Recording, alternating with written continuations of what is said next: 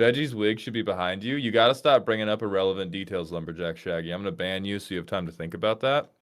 I appreciate you bringing that up, Goat. Whenever I fuck up something in a thumbnail, I just always think, dude, this is gonna be the size of a thumbnail. Like I don't have to worry about it.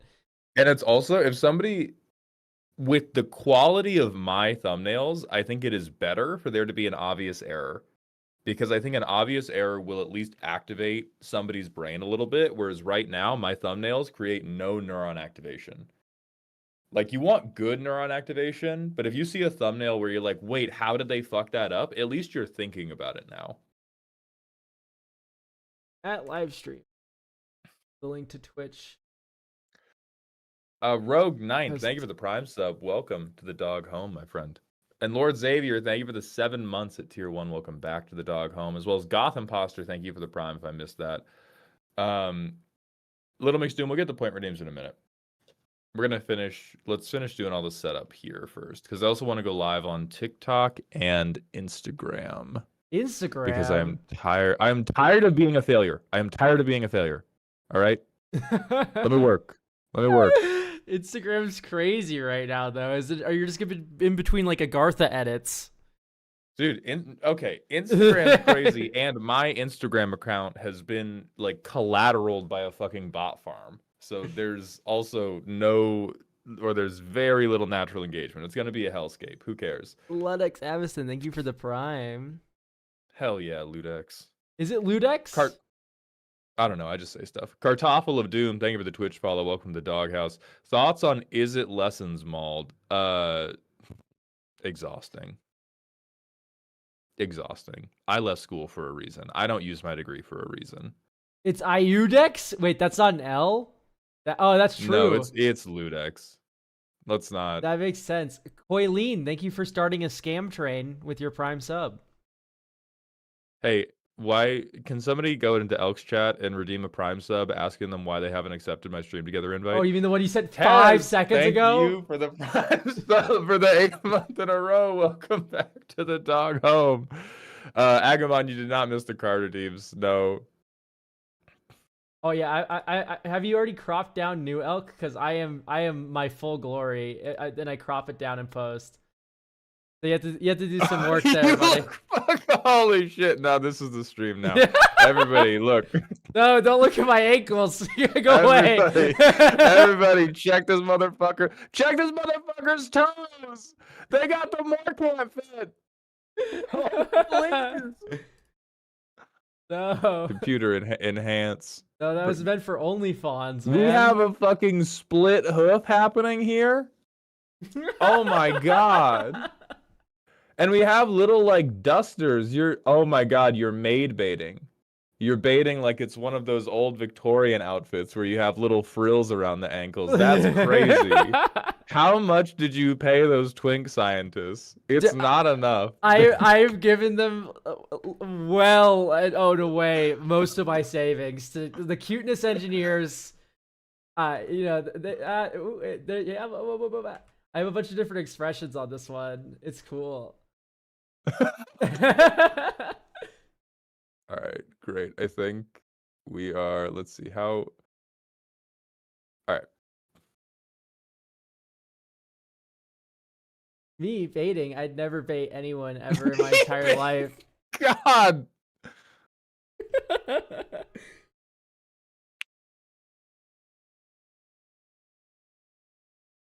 The uneven black line. Hold on, did I? If you just move me more to the left, you'll be fine. Oh, okay. There we go. All right, we should be chill there. We should be chill there. Now waiting for Maul to step up his game in response. I'm working out in the mornings. I cannot change my form at the speed of Photoshop, okay? I have a different. I gotta say, on Twitch, I guess I have like the very strict moderation of chat on because like everything's being censored in your chat right now for people just saying twink. But what fucking kills me is Twitch censored you barbarian.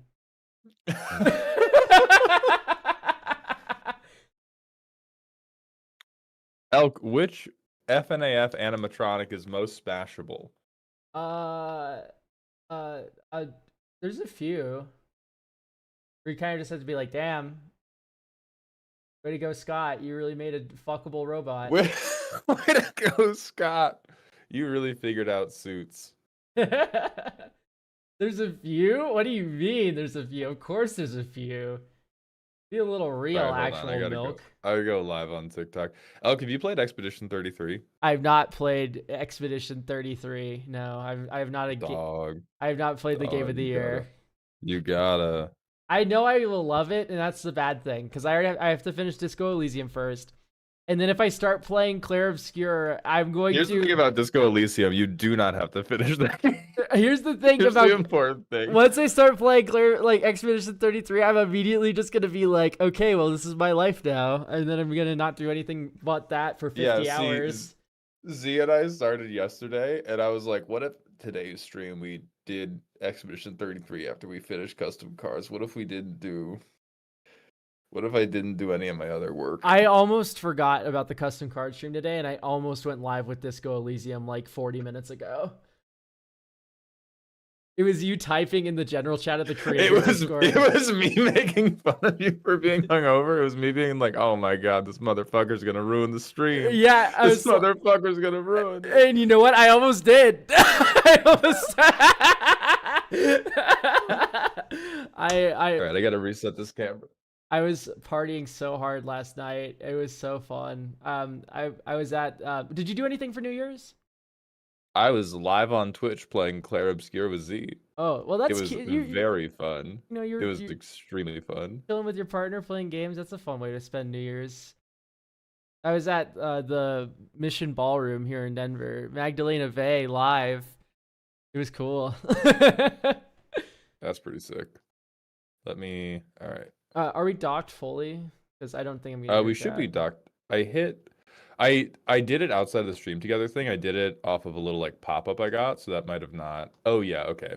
It did some weird like hype train only chat share. Now we're fully docked.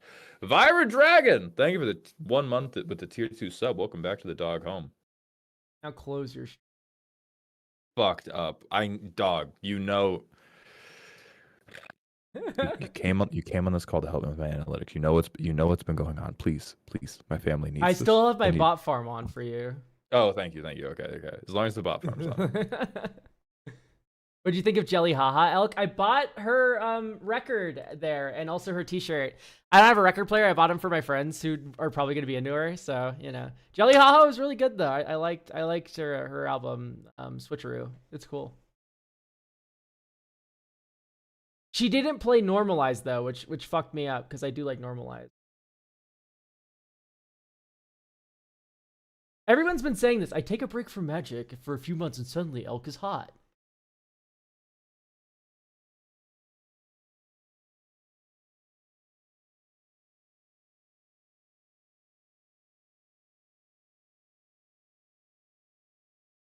Have you been scrandling on stream recently?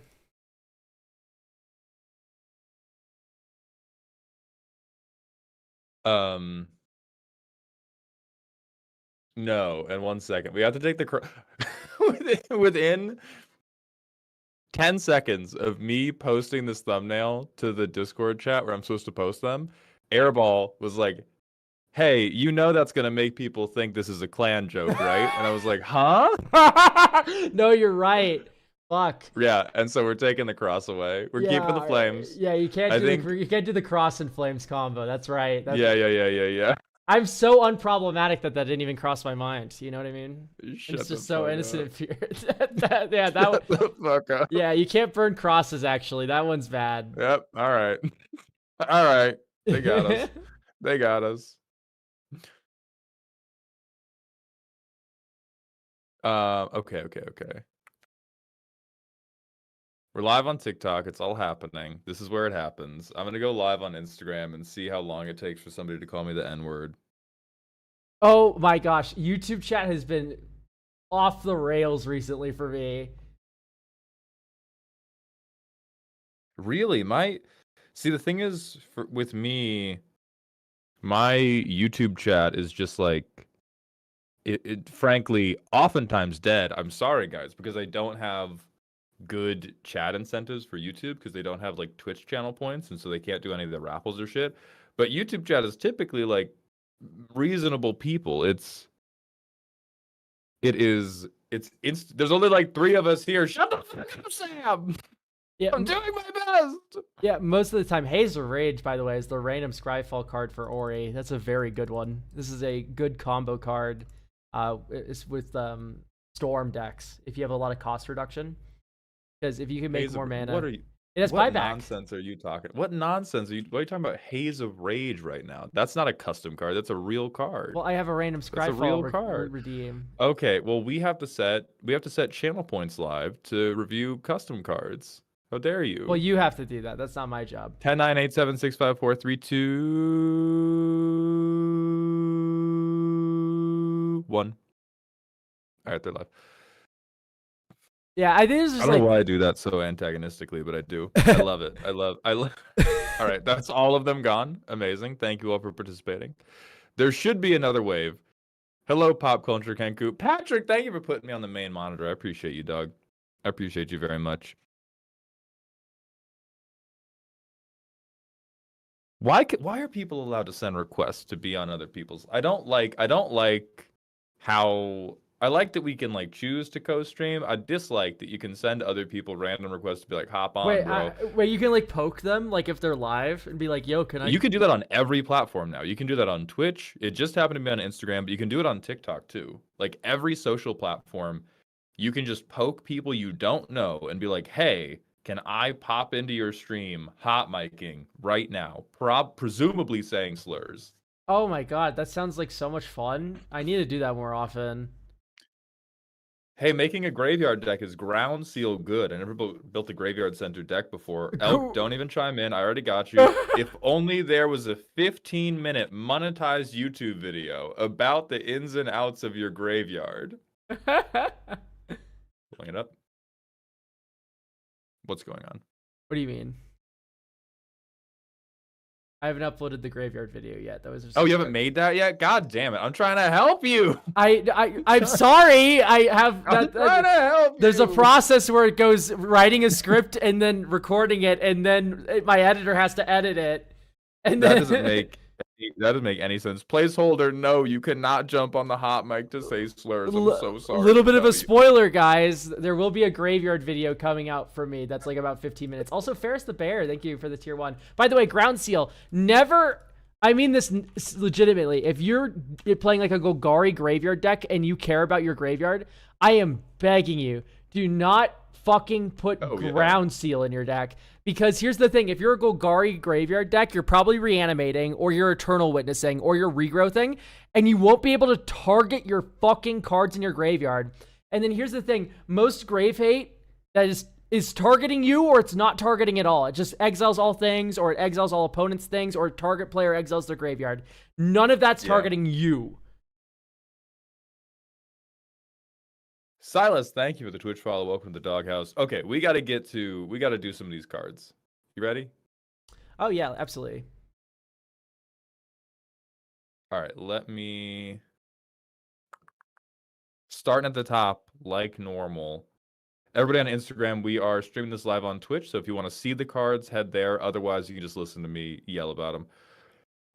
First up, Elk Man. Not including as many design references as normal, which is good. That means Elk can yell louder.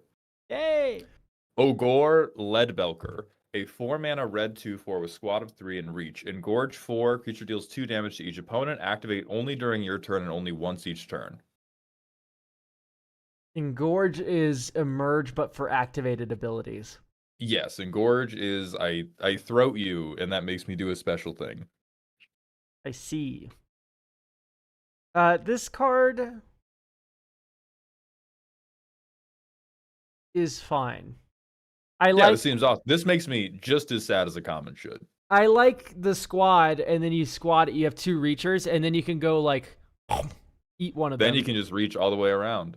Yeah, it's also free for the first Engorge if you pay 7 mana. You kind of get a discount even, because you go 7 mana for 2 of these, and then you can engorge his buddy and then free shoot them in the head.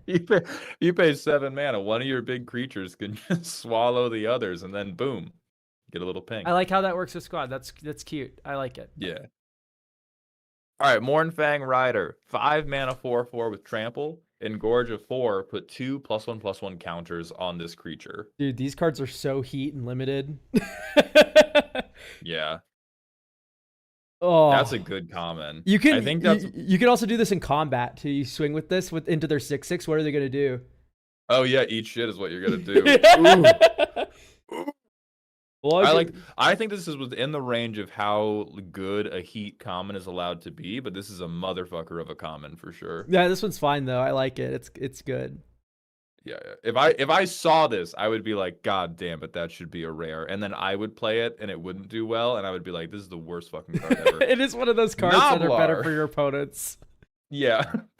1 and a black for a 1/1 with squad of 3. Creature can't block when it dies, make a tap treasure token. Oh, this card goes so hard in Pauper. Damn it. That means it's perfect. Yeah. Great card, Alec. You did cook here. No, I like this card. This card's cool. Ravenous Fortitude, 1 and a black for an instant, and this is just okay, so scam, but you get a food. Okay, yeah. That's worse I than think a that's treasure pretty fine. token, but it Yeah, we're paying yeah. I think very healthy. if you wanted to push this, you could make it 1 mana, give it +1/+0, and then the food token thing. Oh yeah, yeah. If That is a lever we can pull. Yeah, if you wanted to push it, because a food token's not equal to a treasure token, and this kind of card would normally give you a treasure.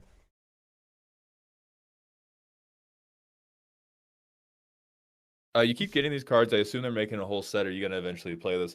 I'm not sure if I will play the set, but they are making a whole set. Yes. Yeah, absolutely. Me and Mald aren't gonna hop on the custom cube, so to speak, but the designs are fun to look at. All right, Grisly Repast, a 3 mana food artifact. When it enters and when you sacrifice it, each opponent sacrifices a creature. 2 tap, sack, you gain 3 life. Okay, and this is a fucking common. Hold up. I think Wowza. Alec, man, I know this is a draft only set. I just gotta say this is way too strong for a common. How much was Tithing? Tithing Blade was a common, and that card's messed up. Tithing Blade's evil. And that's he's playing Pauper. I don't know. I drafted this a lot, and I never went 7-0. Drafting it, okay. Like, listen, in the limited environment, this is probably fine. All I'm saying is, like, in Pauper, that's full of, like, if you want to, like, think about a designer standpoint here. Yeah, yeah. I feel like this is not comparable to Tithing Blade because you get to do it twice. Like, that's so important. Yeah, no. It's better than Tithing Blade because for 1 more mana, much better. When you sack this to any of the black sacrifice an artifact, draw 2 cards effects, of which there's like 12 that you can run in a deck in Pauper. What that means is that you're paying 3 mana for 2 edicts.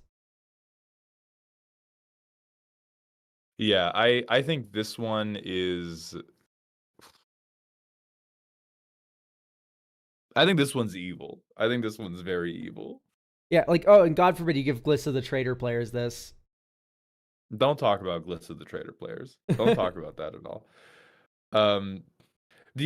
Tapping and sacking the artifact part is not the issue, Gotham Imposter, because the way you sacrifice this is almost never going to be by tapping, like by paying that mana cost. You're going to be casting a like one of those aristocrat draw spells, or you're going to have like a sack outlet, or you're going to have something that says like sacrifice a permanent as an additional cost. Yeah, Fanatical Offerings he's playing Pauper, for instance. It's 1 in a black, additional cost, sack an artifact, draw 2.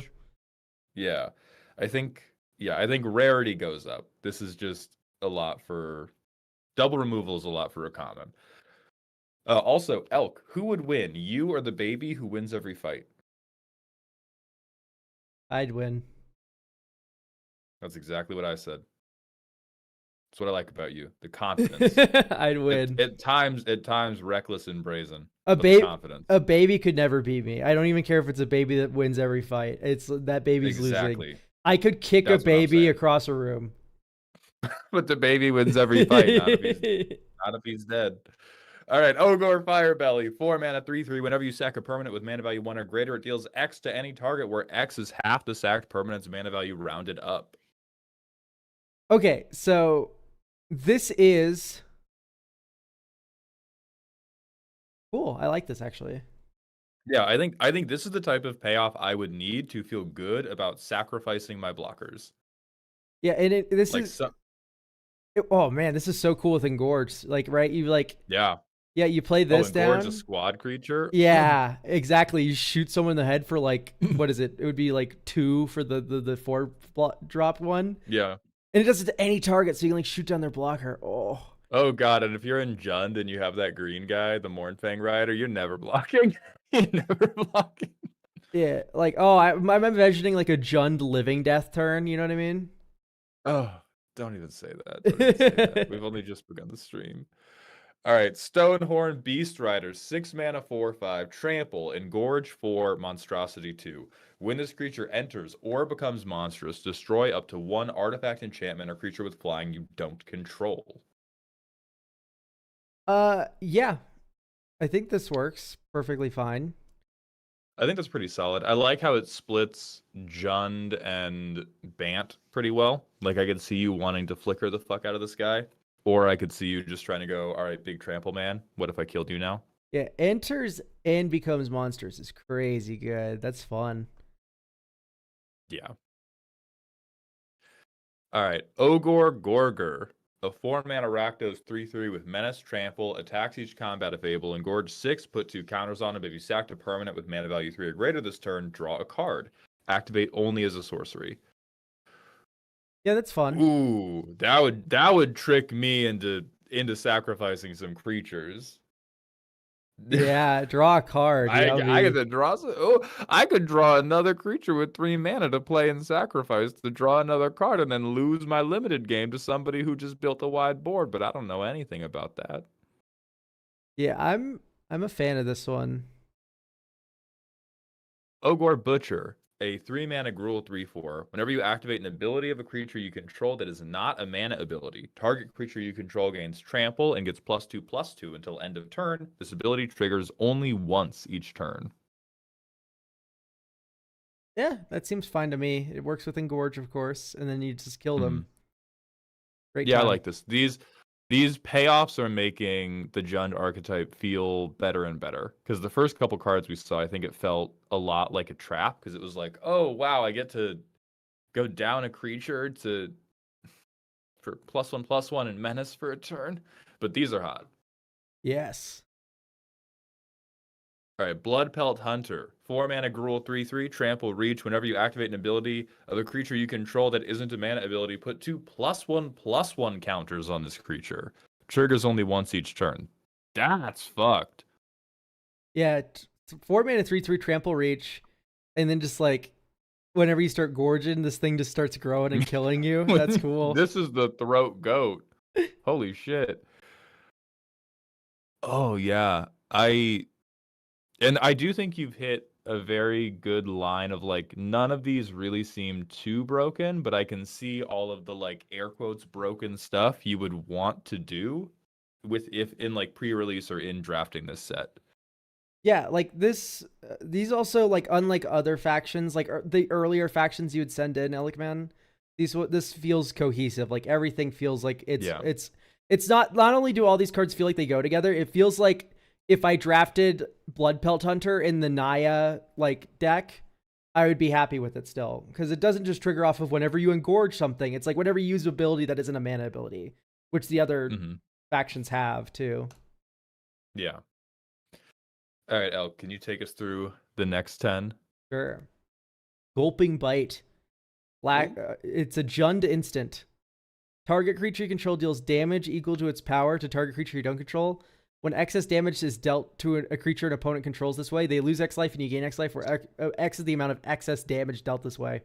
Oh, that's such a good fucking instant. That's it. Wow. That's a that's a very big life swing on your shitty 1/1 piece of aristocrat fodder. Oh, just like you have like a really annoying like 3/3, and then my 7/7 just trounces it. I gain 4, you Hmm. lose 4, and then I attack with my 7/7. Yeah. Oy. Yeah, Alec, I would not worry about this not being good enough. I think this is for sure good enough. This is a devastating life swing. All right. Icefall Yeti. I imagine that's pronounced Yeti. Um, I think it's Yeetie! But you have to say it in that intonation. it's a Jund 3/2 menace. Whenever you activate an engorge or monstrosity ability, you may pay 1. If you do, return this card from your graveyard to the battlefield tapped. Oh, it's like a little reassembling skeleton, idiot. Oh yeah, but it's a 3/2 who beats your ass. A 3/2 menace is just good. And Yeah. I'm fine with this one being an arrow because you're not casting it in other colors. You know what I mean? Yeah, you'd have to be all the way in Jund for this to work at all. And then you have to be pretty deep in Engorge and Monstrosity for it to do anything. So I like this. I think this is a nice little payoff for committing hard Yeah. to the dirt colors. And it's just like, you know, even if you only have 2 of them, like a 3/2 menace is fine. And then in the future, you get it back once or twice. That's all you need in a limited game. Yeah. Ogre Slaughtermaster. 1 black, red, green. Trample, engorge. Distribute 3+1/+1 counters among 1, 2, or 3 target creatures you control. Activate only once each turn and activate only as a sorcery. That's really strong. I'm happy you put only as a sorcery on this one. Because this would make blocking nightmare hell. I mean, there's a lot to be said that it's like, God, that curve is fucking devastating, actually. Yeah, like I swing all my creatures into all of your creatures. Okay, how do you block? It's like I get 3+1/+1 counters face up on that turn. I'm just thinking about, I play this on 4.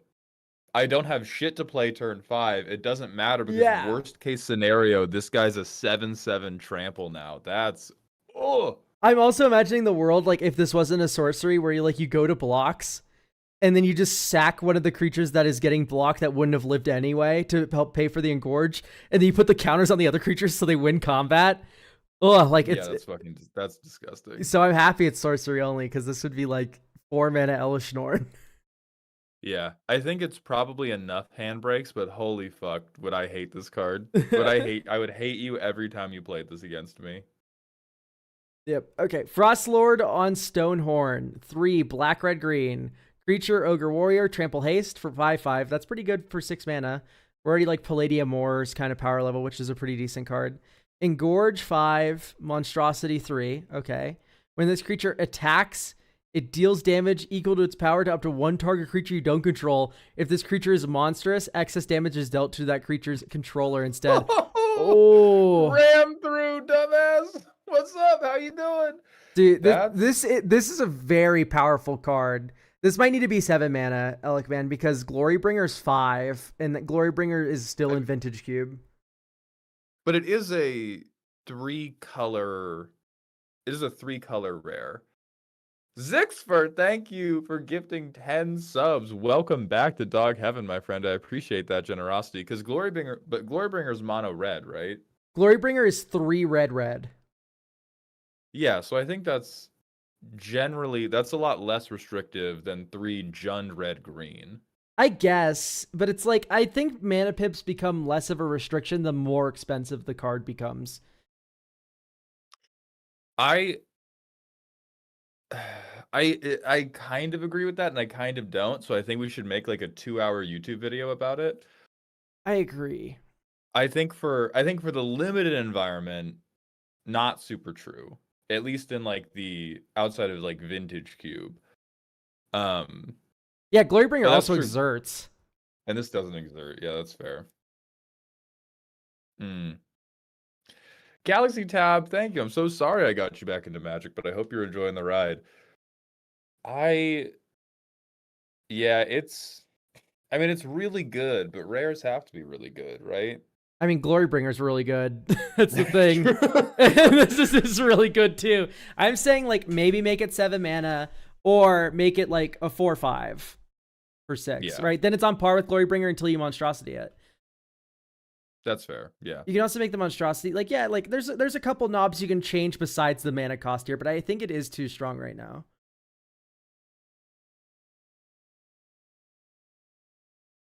I agree. Tell me about the Maw Pot. All right. So, Jund Artifact. Tap, sack a creature, draw X cards, and gain X life for X is the sacrifice creature's mana value. Activate only once each turn. Holy fuck. Greater good? Give it to me. Give it to me. I can be trusted with it. I can be trusted with it in my Henzi deck. And it would not cause any problems if you gave this to me in a Henzi deck. You would not call for it to be banned immediately. Yeah, so it doesn't sack itself, yeah. But like, okay. So cheating on it's drawing equal to power is better than drawing equal to mana value, but mana value can still do fucked up things with. Yeah. This isn't sorcery locked. It's activate only once each turn for some reason, despite it already being a tap ability. And so like you can evoke an elemental and then sack it. Please let me. I can be trusted. I can be trusted evoking an elemental and then sacrificing it for 5 mana after I grief you. This feels really good. If it should be at least priced like greater good. I think this should be 4 mana, bare minimum. Yeah, this is like the strongest card in the world for a certain subset of decks, one of which is my Henzi deck. So you're good, Alec man. I approve. But it should, yeah, probably a little bit more expensive. I think there's also the difficulty here of this is the type of like commandery value engine where it's either going to be too weak and limited or too strong in commander.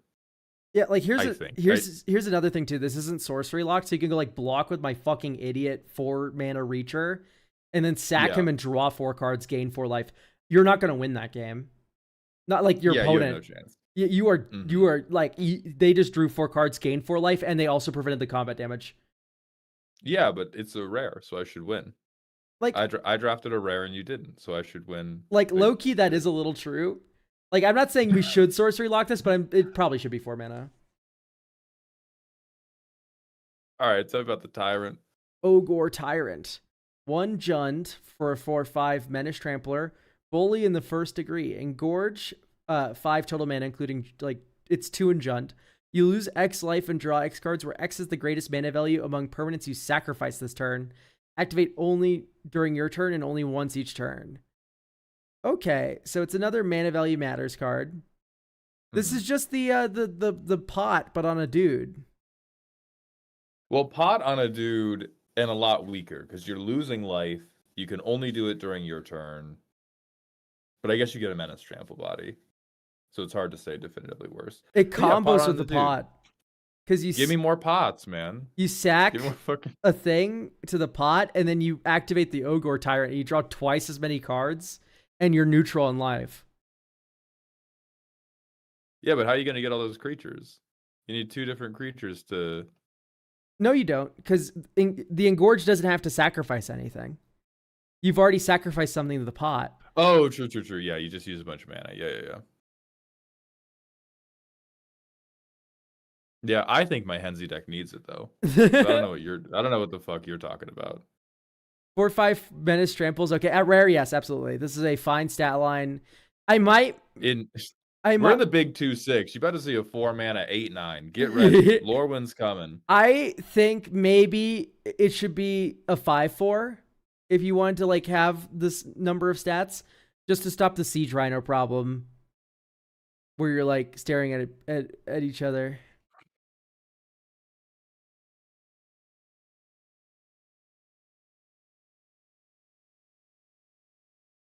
What's this about lines? The lines are exploding. I don't know what they're talking about. I'm gonna open the stream. I need to see these lines that are alleged. Oh, there's a giant black square in the middle of your goddamn. What are you talking about? That's so. Why do we censor Law of the Maw?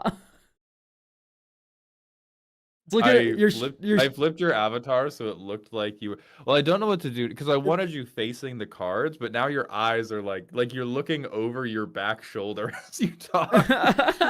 I see. Okay, because I was about to say it's starting to look like the files on your stream. It's just like all blacked out. No. I flipped you horizontally, and then I hadn't trimmed one of the lines on your avatar enough on the other side, so like a little black line was in the middle of Law of the Maw.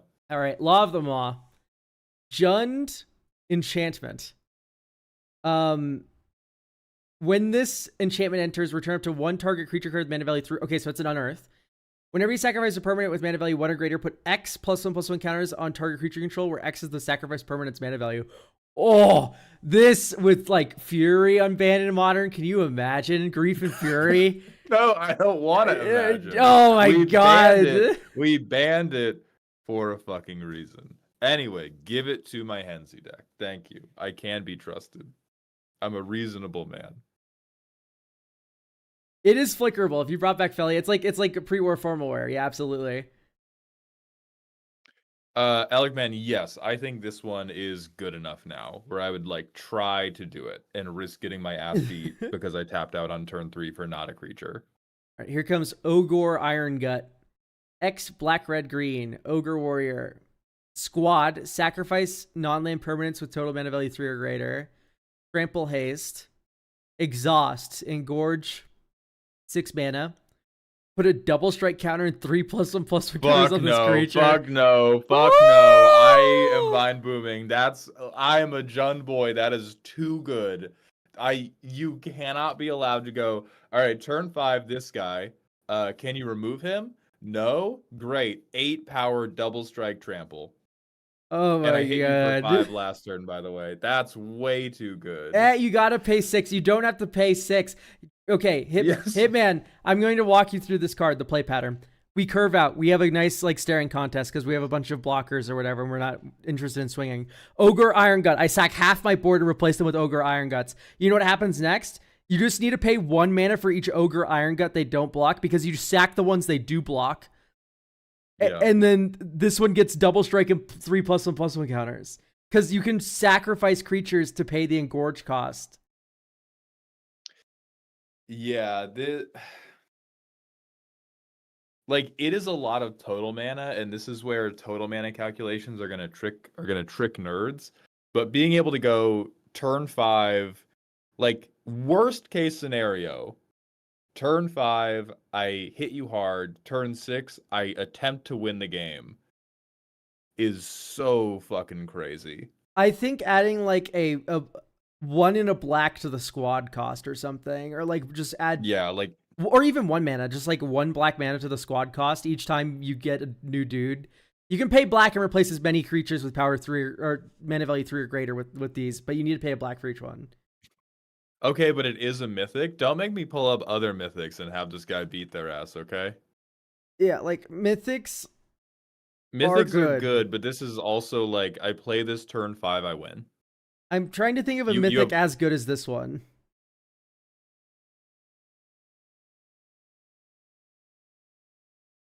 So, Alec, this is again like, and you're getting a lot better about marrying the two, but this is where when we're talking about a design problem that deals with how outrageously strong the thing is in Magic, you give us a reason on tabletop that they should have it flavor-wise, and the two are not as connected as you think. Like, there is a compelling flavor reason for Ogre Iron Gut to be able to tap you twice once. That is not the same as he needs to be able to go from turn 5, can you remove him? No, I have lethal. Like, if you, I could see that exhaust, or that engorge exhaust ability, putting a double strike counter on, and like 1 to 0 +1/+1 counters on. Double strike trample is already fucking foul. Oh, he does not need to be an 8/7. Yeah, I just think this is too big. Something needs to go on this card. If it went to 7 mana, that would help a lot for sure. But then it's like easier to pay the engorge, so that's not an entire fix. Like you need to do something about the counters. This thing's just too big and too lethal. Yeah. Gob Glittermaw is up next. 2 black, red, green for legendary creature Ogre Warrior Noble. Trample. Whenever you sacrifice a permanent with mana value 1 or greater, you may return target permanent card with lesser mana value from your graveyard to the battlefield tapped. This ability only triggers once each turn. Oh, so it's Oh, Riveteer's Ascendancy. Yeah. On a guy. Ooh. Guy Riveteer Ascendancies. And then engorge. 1 black, red, green, draw a card, and put 2+1/+1 counters on this creature. Activate only once each turn. Okay, so you go engorge, sack a dude, and then you get to bring something cheaper back. That's cool. I like that. I will be back in a minute. Z has been attacked by the cats. Oh. Hold on. Well, enjoy that, Mald. I like this a lot. And don't kill the trample. I kind of like the trample because I like it when you're incentivized to kill your opponents and not just sit there. I am all alone. It's awful. Maud leaving me all alone while I'm hungover and going crazy. Oh, should I make custom lookout side cards?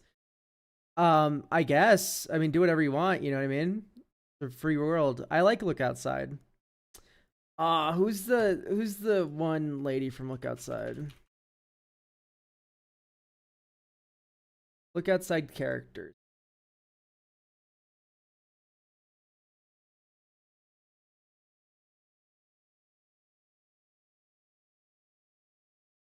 It's Helen. I like Helen in Look Outside.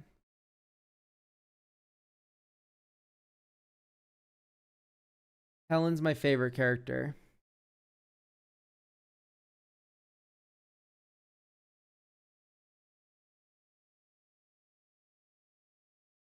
Why do people make bracket for spell table groups that say no infinite? It's like you're playing the wrong bracket. No, for real. That's just commander players. You know what I mean? Little criminal, man. Look into the face of violence. Elk, is turn 5 Ulamog stinky for bracket 2? Like, maybe. Probably. Ulamog's really annoying. But it's not impossible to deal with. Mulder's just talking about how turn 5 Ulamog is righteous and based for bracket 2. I heard you say it's stinky. I heard you admit that you were wrong. You cannot rage bait me. I think turn 5 Ulamog bracket 2, that sounds like there I should make a video about this, and now that I say it, Elk's gonna rob me.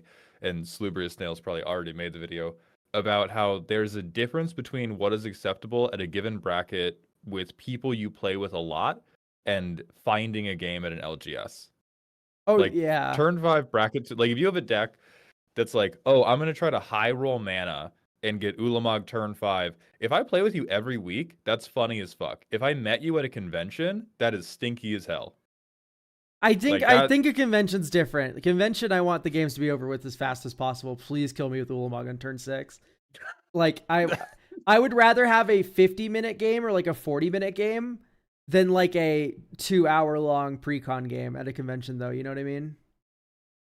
I agree with that in the general. But I think it's very much like, here's the thing, Ulamog turn 5 doesn't hand you the win, but it's not about bracket 2 is like winning is like priority number 8 in bracket 2. Like bracket 2 is not about winning. In bracket 2, we're trying to have like a goofy time, and everybody's trying to show off whatever they think their dumb silly deck is. And so if your deck is I high roll into Ulamog, here's what happens. You get Ulamog. If nobody can remove it, you take one player out of the game next turn. Maybe they don't die to the swing, but if you Ulamog for any reasonable amount of mana, you have like Annihilator 10 on him or something, or Annihilator 7 maybe. Even other Ulamog has player death touch. The not the ceaseless hunger, the one that exiles 2 target permanents when you cast it. Because when it attacks, defending player exiles the top 20 cards of their library. And if there's one thing that people playing at bracket 2 hate, it's getting milled. Let alone getting super milled. That does make people very angry. They will scoop in a rage. I personally think every other Eldrazi is much more fine. Big and like +1/+1 counter Annihilator Ulamog, that's the one where I'm like, oh yeah, that's not enjoyable. Like we're guaranteeing one person is fucked out of the game, and I think bracket 2 is more and more getting established as you are like, this is the bracket we play in, when as a pre-game thing we're saying nobody's getting fucked out of this game. That seems to be like a core part of bracket 2's identity. I'm not saying that's healthy or good, but that is where we're going. Is in bracket 2, you don't bully anybody. I like that description a lot for bracket 2. It's a lot more, and like I'm like, you know, doing some silly jank stuff. It's a lot more like there's definitely like a safety net on bracket 2 that isn't talked about enough, I think. Which is like, yeah, no one's getting bullied out. Because like I don't think Worst Fears is bracket 2 appropriate. I don't care that's 8 mana. Right. I don't think you should be controlling someone else's turn in bracket 2. I think that's a little nasty. Yeah, there's like there's a degree of like D&D theater that we're leaning into. I didn't see don't bully people in the bracket guidelines, LOL. I mean, you probably didn't look closely enough, or you're being purposefully antagonistic at your commander tables, in which case I'm genuinely sorry for you. But they talked about uh, removal being considerate and allowing people to showcase their game plans. Yeah, If that does not seem like a one-to-one with don't bully people, you may need to sign up for like an English class at your local college or something, because that's like pretty like the deck building restrictions of bracket 2 don't have you can't have cards that are mean in there, but every single thing they communicate in all the articles is about they want bracket 2 to be about people get to do the thing at least a little bit. I don't even think that's good. Like, I don't like that. I But agree. It's not the format I want to be playing in, where I'm allowed to just like where I have to sit there and watch the green player like ramp, and then I don't turn them into dust and debris with an opposition agent or something. uh-huh. Like, I am sad about that. However, I do think that should exist. Yeah, like I think those people should have a home because they're not happy at the higher table. Like when the new guidelines dropped, I was like, "Oh, I'm never playing a bracket 2 game in my life because of this." But I do think people who want to play that way should be able to play that way. All right, anyway. What what card are we on? The Glob Glittermaw, I think, is like that's appropriately broken for a mythic rare. You stick this guy and I don't remove him, you're winning that game for sure. I'm not the arbiter of commander, guys. I can't tell you what I can't tell. I am. No. Keep sending money. I Little can't. McStooms, thank you for the 10 pennies. I can't tell you guys what is and isn't bracket 2. And besides, we need to talk about Bragath Vardruk here. True, we do have to talk about Bragath Vardruk. So 2 black red green legendary creature ogre warrior menace trample ward 2 engorge 6 mana monstrosity X, where X is the greatest mana value among permanents you've sacrificed this turn. Whenever you sacrifice a permanent, this creature deals X damage to any target where X is the sacrificed permanent's mana value. Oh, that's so much damage. That's Broadside Bombardiers, anyone? Holy smokes. wow. Every sack is a Broadside Bombardiers fling. Well, this one's kind of interesting because it's like the Oh no, I guess you can just do the engorge, because I was gonna say it's the most tenuous of the mythic rares so far. Like it's the most you need another thing. Monstrosity cannot be activated if it's monstrous, so you can only do that engorge one time, but you probably only need to do it one time before this just kills somebody. Yeah. Oh, what's up, Scrafty?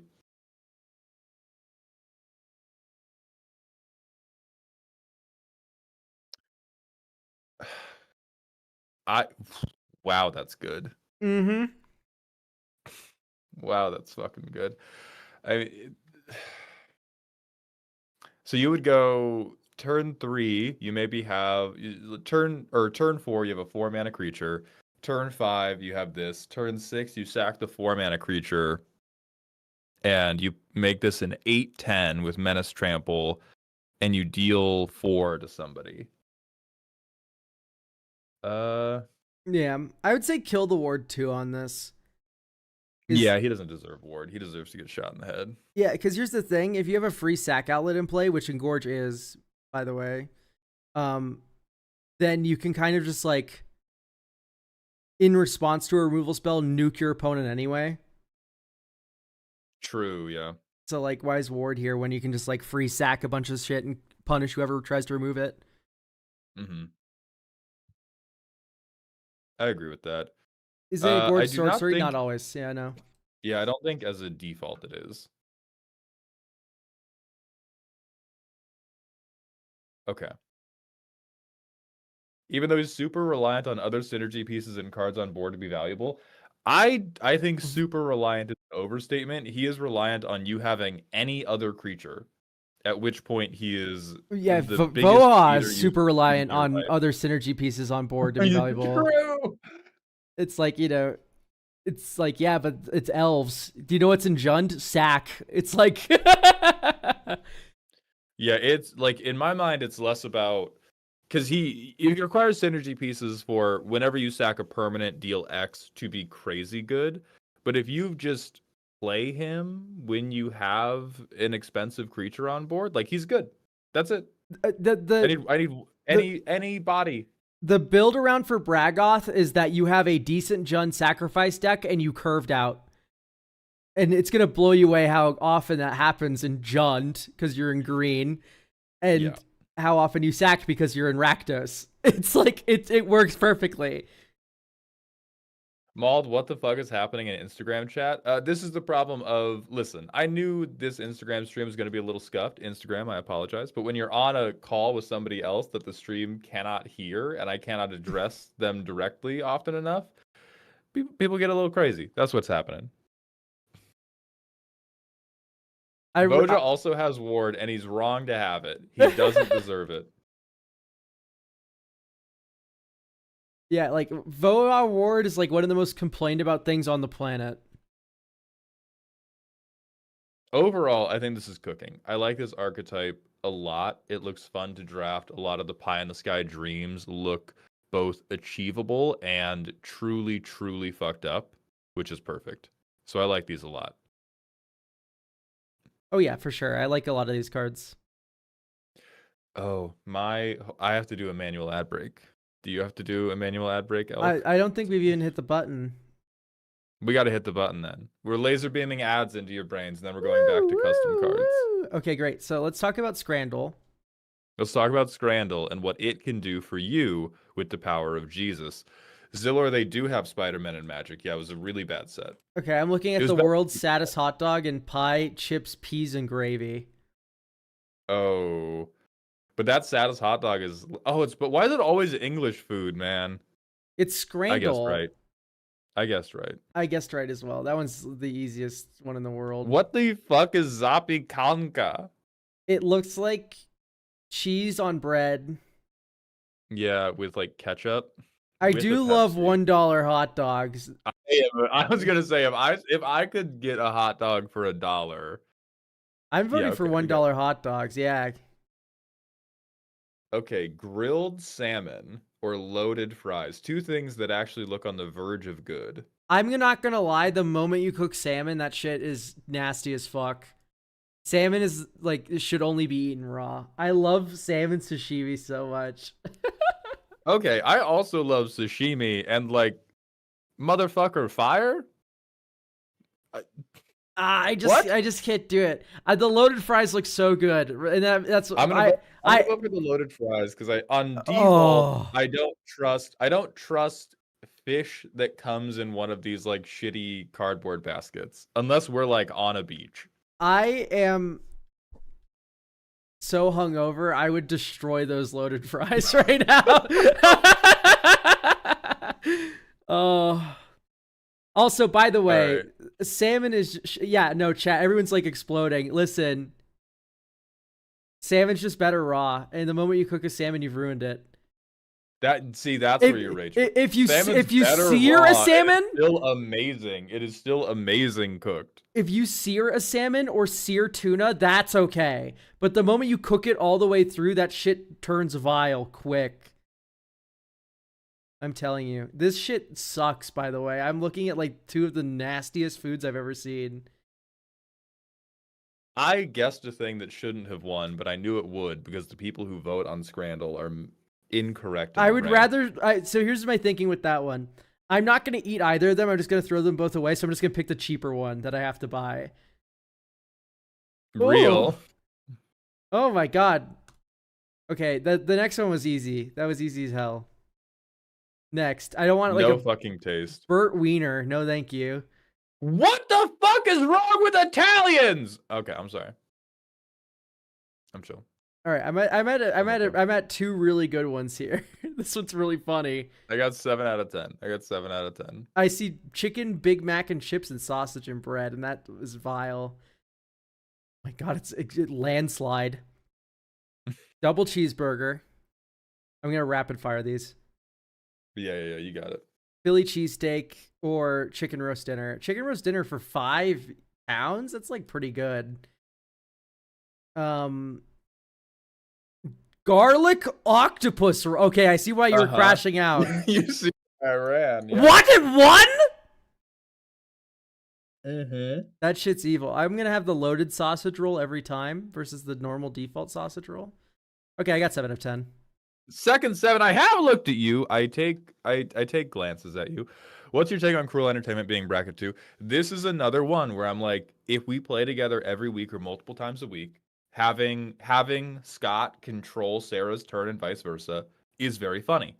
If I don't know you, it you are we are almost certainly wasting the next 30 minutes on two ineffectual turns in which people try to spork themselves in the nuts while they control the other person. Yeah, I want Like to. it's the type of I think we're getting lost in the sauce a little with chat here because it's not about power level. yeah. This is not about power level. This is 100% about annoyance. Mhm. And I think you asking this is really just like, have you had your turn controlled before? Because you cannot win the game after it happens. You lose. Most decks lose immediately when they're targeted, Like I and you think still have to sit there. there's also a lot of stuff to think about with think about like there is codes like first of all code switching is good. You should adapt to the context that is around you and act fucking appropriately. And there is code switching that you should do in Commander in the same way that you do not make the same jokes around your grandma that you make in the Discord call at 11 p.m. There are cards that are funny around people you know that are not funny and incredibly annoying around people you have just met. And worst fears, Cruel Entertainment, a lot of the turn control stuff is like that. Now there are a few beautiful moments where you meet somebody and right off the bat you have the exact same sense of humor, and then you can do all the funny stuff or all the air quotes funny stuff. But there's a lot of times where it's like, oh, I'm just getting to know this person. I'm gonna err on the side of like not being abrasive, on the side of not taking up too much time, on being respectful of their time and desires and all that. And then as we get to know each other better, hey, fucko, I control all of your turns now. Exactly. No, I took out Worst Fears from Cormella because I didn't like the smell. I kept Cruel Entertainment because at least it's a little bit silly. But like, and like, here's the thing: I love turn controlling effects. I think they're some of the coolest effects in Magic because I'm an evil sadist. But also, it's just such a cool thing to have in a card game, right? Like outside looking in, it's like the most like Timmy shit ever. Like I get to control your fucking turn, dude. It's also the most Mm-hmm. skill intensive stuff too, because fucking someone so thoroughly is it's very hard to do. You know, support your Dom tops out there, but What a fucking all right, we gotta cook up the speed. We gotta hook up the speed. Footgroose with the Kirby cards, filling out Kirby precon support for the Mardu Voltron deck. Low, low, low, and la la la. Pushy Royals. A 3-mana board is 3/3. When they enter or attack, if you don't too many fucking words. Too many fucking words. If you don't control an artifact named Emerald Framer, make it. It's a legendary green artifact equipment token with equip 1, and if a equipped creature would be dealt damage or destroyed, sacrifice this instead. An equipped creature deals damage equal to its power to target creature. Then attach Emerald Framer to target creature you control. So here's the thing. That last sentence, that is the sentence that would die to get this card printed. 100%. yeah, You got too many words in here. it's a bit much because it's like it gets the auto equip. I understand you want it to equip when you swing with the creature. Right. Why does it have equip 1? They're gonna block and then you shoot something. This feels like I have worse Boros Reckoner. You know what I mean? A little bit, yeah. It's the equip cost is 1. It's on there. I understand you lost it in the PhD thesis. I think this is a Not a shield counter is a good point actually from Storm v Rider. What if you went like whenever this enters or attacks, you put a shield counter up to one target creature, and then whenever a different separate ability, whenever a shield counter is removed from a creature you control, that creature deals damage equal to its power to target creature. that's pretty cute. And then that lets it work with a lot more other stuff within Magic as well. That's probably more like a 4 mana card or something, but like Yeah. if it's too strong, you can just play with the mana value until it works. Mm-hmm. All right, next, Bandana D, Loyal Spearman, 1 and a white. I think the deck has equipment theme. So that's true, but that's another note in the like you if you're designing custom cards, you do not want to design a custom deck that only works together with stuff in that deck and like is only self-referential to stuff in this deck. If you have a thing in Magic that already achieves the effect you want, use the thing already in Magic. We do not have to keep creating new one-off silos for every type of effect we want. Yeah, besides there's a word for this. It's modified, and that just works. And this is in modified, yeah. Bandana D, Loyal Spearman. 2 mana 2/2. Equipped creatures get +1/+1.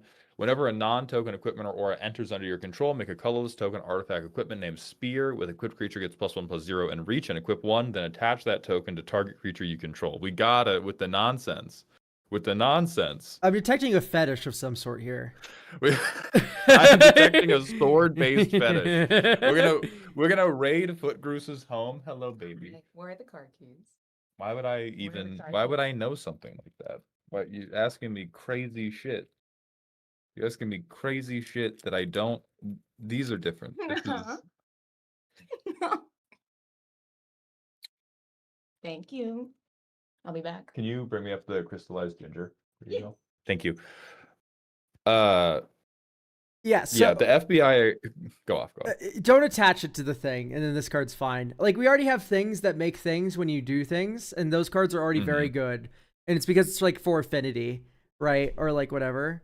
Where like you have all these things like make a clue token whenever you play an artifact spell on Gadgeteer, right? Or like make a clue whenever you like. We also got one of those in Avatar. Those are already very strong. You don't need to auto attach the equipment that this thing makes. It'd be like Forensic Gadgeteer. Make a clue and then sack that clue and draw a card. All right. Let's keep pushing to Cappy's Cap. 1 and a white. On ETB, make a 0/0 white fungus creature token with this creature assigns combat damage equal to its toughness rather than power. Then attach Cappy's Cap to it. Equipped creature gets +0/+X, where X is 1 plus the number of artifacts you control. This one I like. Yeah, this one's solid. I enjoy this one. Phyrexian germ moment. I enjoy this. Me when I'm a little bacterium. Macho mode. 2 and a red. Enchant creature. Enchanted creature has trample and is goaded. If it would deal damage to a permanent or player, it deals double that damage instead. Then tap enchanted creature and put a +1/+1 counter and a stun counter on them. That's kind of cute. So it's like Sound of Drums, but we're trading the recursion to make it big and nasty. Yeah, I like this. I'm rocking with this one. Dynablade, Queen of Skies. Got a bird beast. All right, Boros 2/2, Flagellance. On attack, target attacking creature you control gets flying until end of turn. 2 in red, tap, destroy a non-basic land or an artifact. Activate only if a legendary creature you control dealt damage to an opponent this turn. This card's good. I like this. Downright perfect. Give it to me. Yeah, give it to me. Give me more birds that can't go in Bant. Give me more birds that cannot be played in fucking Choco. Dude, you play this on turn 2 versus Tron in Modern, and then you go like, okay, swing, and then you blow up one of their Tron lands, and then you just keep them off Tron forever, right? This is just permanent. Like, this is a hard lock versus Tron in Modern if you're on the play. I think this counts as MLD. Yeah, and it's fucking awesome.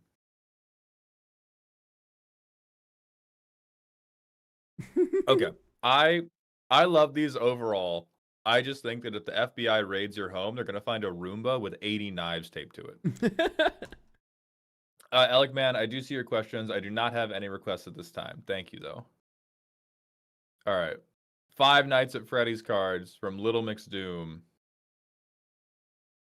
Group of employees. 5 mana for 3/3. ETB gain 5 vigilance, plane cycling. Perfect card. Yeah, I like these like cycler type of effects.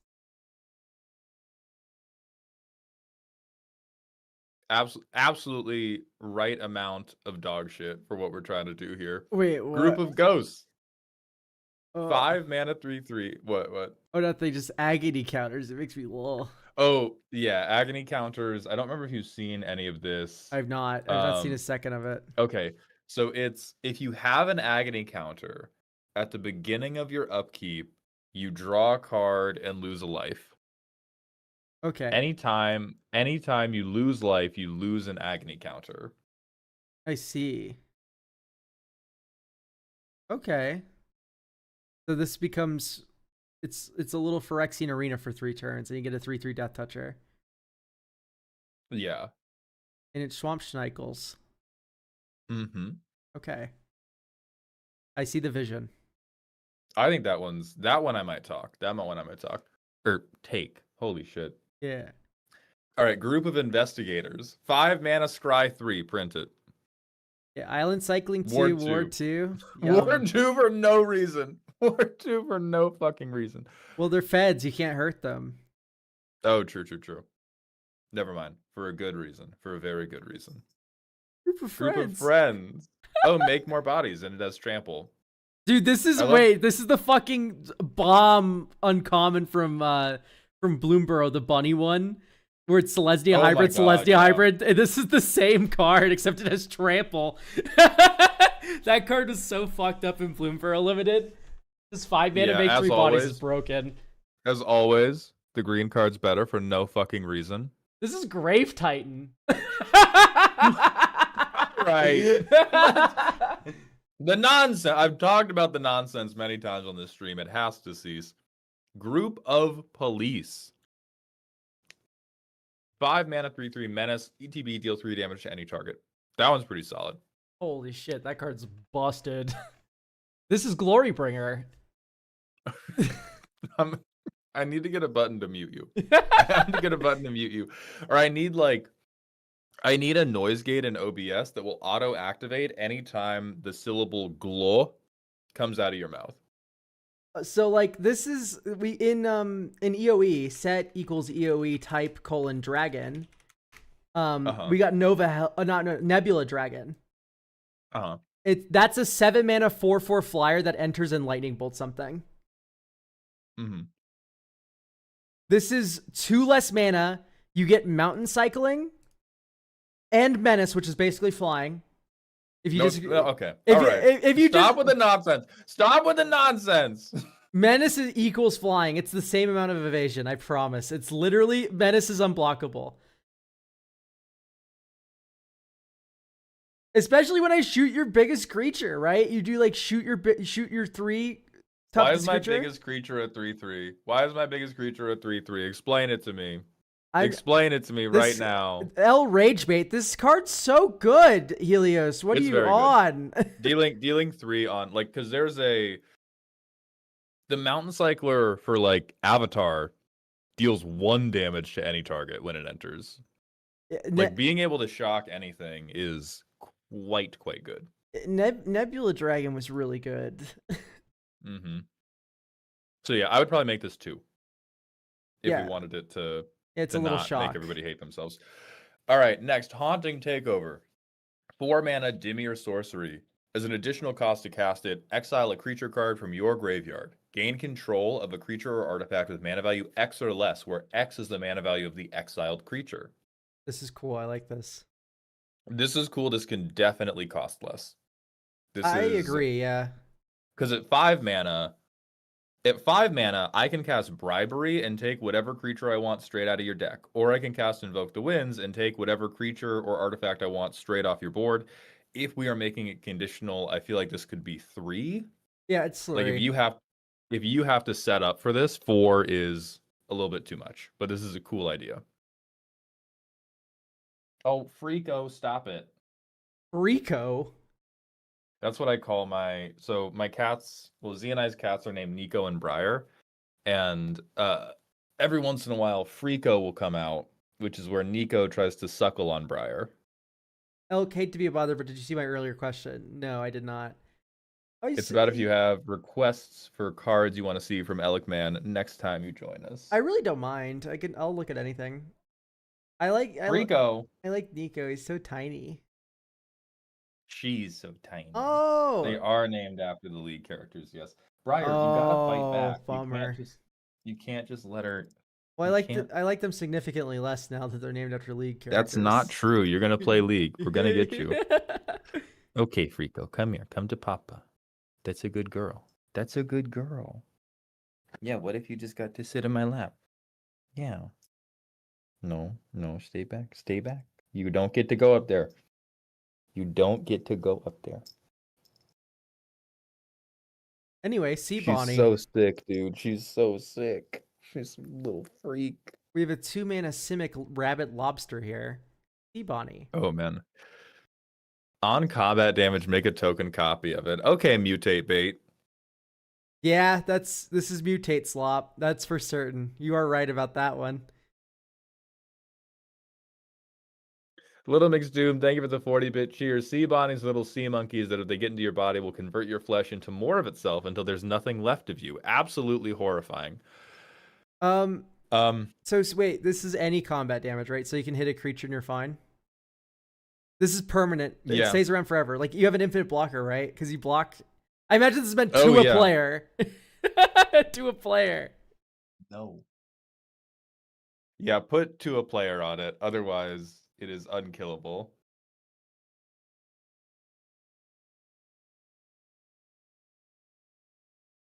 No, All right. Nico. It's time for Deltarune cards.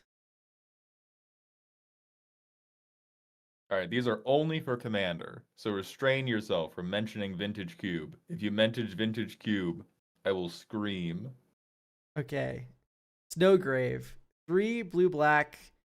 Legendary Snow instant. If Snow mana was spent to cast a spell, it has split second. Exile target creature, create a token that's a copy of it, except it's a snow wall and has Defender. I think we saw this one last time, too. If we did, I don't remember it. I like this. It's very flavorful and thematic. For what, like, you don't really take control after you Snowgrave something, but like it makes sense. It's fine. It gets there. I will defer on the theme. I think it could probably be less expensive for the same reason as like the Invoke the Winds bribery type thing, where we are paying 5 mana conditionally for effectively a thing I get to do unconditionally anyway at that same mana value. Yeah, I think this could be 4. I have to have a legendary to cast this. Well, it has split second though. It can have split second. It can have for split a different second. condition. Yeah, like I want you think about like Comeback Wrong. Comeback Wrong is 2 and a black, and you don't get to keep it on your end step, and that's a 3 mana card. Yeah. This one you get +1 mana because it exiles, and it's +1 mana because you have a Defender version of it.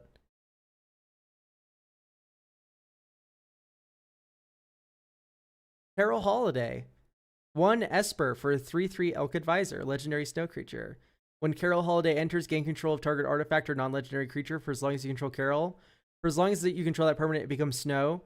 Whenever a non-land, non-snow permanent becomes tap, it doesn't untap during its controller's next untap step. So why don't we put 1 stun counter on it? Yeah. I think just drop a stun counter on it. Elk Advisor is your type, Elk. I like to think I'm Elk Entertainer. Like Elk Bard. Jester. Elk Clown would probably be really fitting. Elk Clown is most fitting, yeah. But I like Carol Holiday, yeah. Alright, moving on. Shadow Mantle, 4 mana. You have protection from creatures with shadow. At the beginning of combat on each turn, you may have target creature gain shadow until end of turn. That's fun. Wait, hold on. It used to use stun counters, but then I remembered proliferate and had a panic attack. That's good and okay. You should be able to have a ceiling that you can reach for in Commander. Exactly. No, proliferating those stun fine. counters. Yeah, it is like that is your Machiavellian control the world scheme, and that is okay. It's okay for things to get fucked up if everything goes right for you. Yeah. For Shadow Mantle. What if Wizards of the Coast tomorrow was like, sorry, we're not printing stun counters anymore because proliferate's a mechanic. Yeah. It's just not going on a single card anymore. Shadow Mantle's kind of heat, so you get to fog 1 creature from everybody forever. Yeah, it's Topplegeist that's always on. Yeah. And then, well, here's the thing. It sends them at other people. Like, you give a creature shadow, And then it Yeah, it's like, oh, can't hit me. Yeah, so might as well swing it over there. Mantle not being equipment is weird though. I agree with that. But the Shadow Mantle's like kind of alive, isn't it? Like you can have this become like an artifact creature or something. In Deltarune, the thing's like alive and like giggles at you before you collect it. He's like really mad and evil. I'm fucking with this a lot. I like the design. Like, I would put this in a lot of decks. I think that's very cool. I'm a fan of Shadow Mantle. This one's good. Soul's All right, Light. Soul's Light. X, Boros, instant. Choose one. Exile the top X cards of your library until the end of your next turn. You may play those cards. Up to X target creatures gain indestructible and lifelink until end of turn. So, yeah, damn. So we're just pissing on Commune with Lava. We're just pissing all over it. I mean, hey, listen. As someone who plays Commune with Lava, that card fucking sucks. It's good. It's an instant. We need to piss on its grave. We need to piss on its grave. Yeah, we should probably chuck at least an extra pip onto this because we do have a lateral card that this is just now incredibly better than. This is like 4 iterations of power creep beyond Commune with Lava. Yeah, it is a notable downside that it is an extra mana. Here's like the heat. You go like X2 Boros and then give it Convoke. Oh, shut your ass up. I kind of like that. So then at some points it's worse, and then at some points it's better. I like that a lot. X2 Boros Convoke. That would be sick as hell. All right. Ever higher. 2 green white. Instant. Untap each creature you control. Creatures you control gain indestructible and reach until end of turn. Whenever a non-token creature blocks one or more creatures this turn, draw a card. Damn. Okay, so it's Benefactor's Draft, but it's only for you. Yeah, I know what card I know what you're talking about. Hold on. It's like a $12, $15 card still, isn't it? You're breaking up. 1 second. I can't quite hear, but I definitely know the card you're talking about. If you could just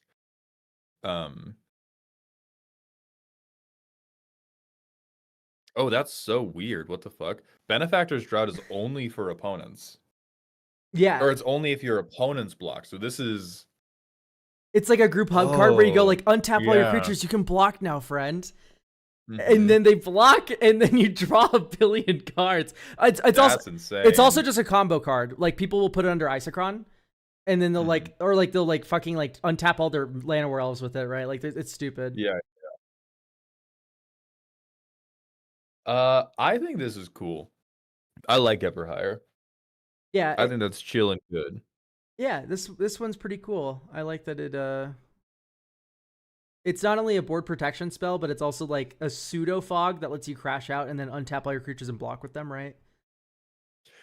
Yeah, Jack Parkinson on TikTok saying that and top with Earthbent guys. Listen, man, if we set up chains like that, hell yeah.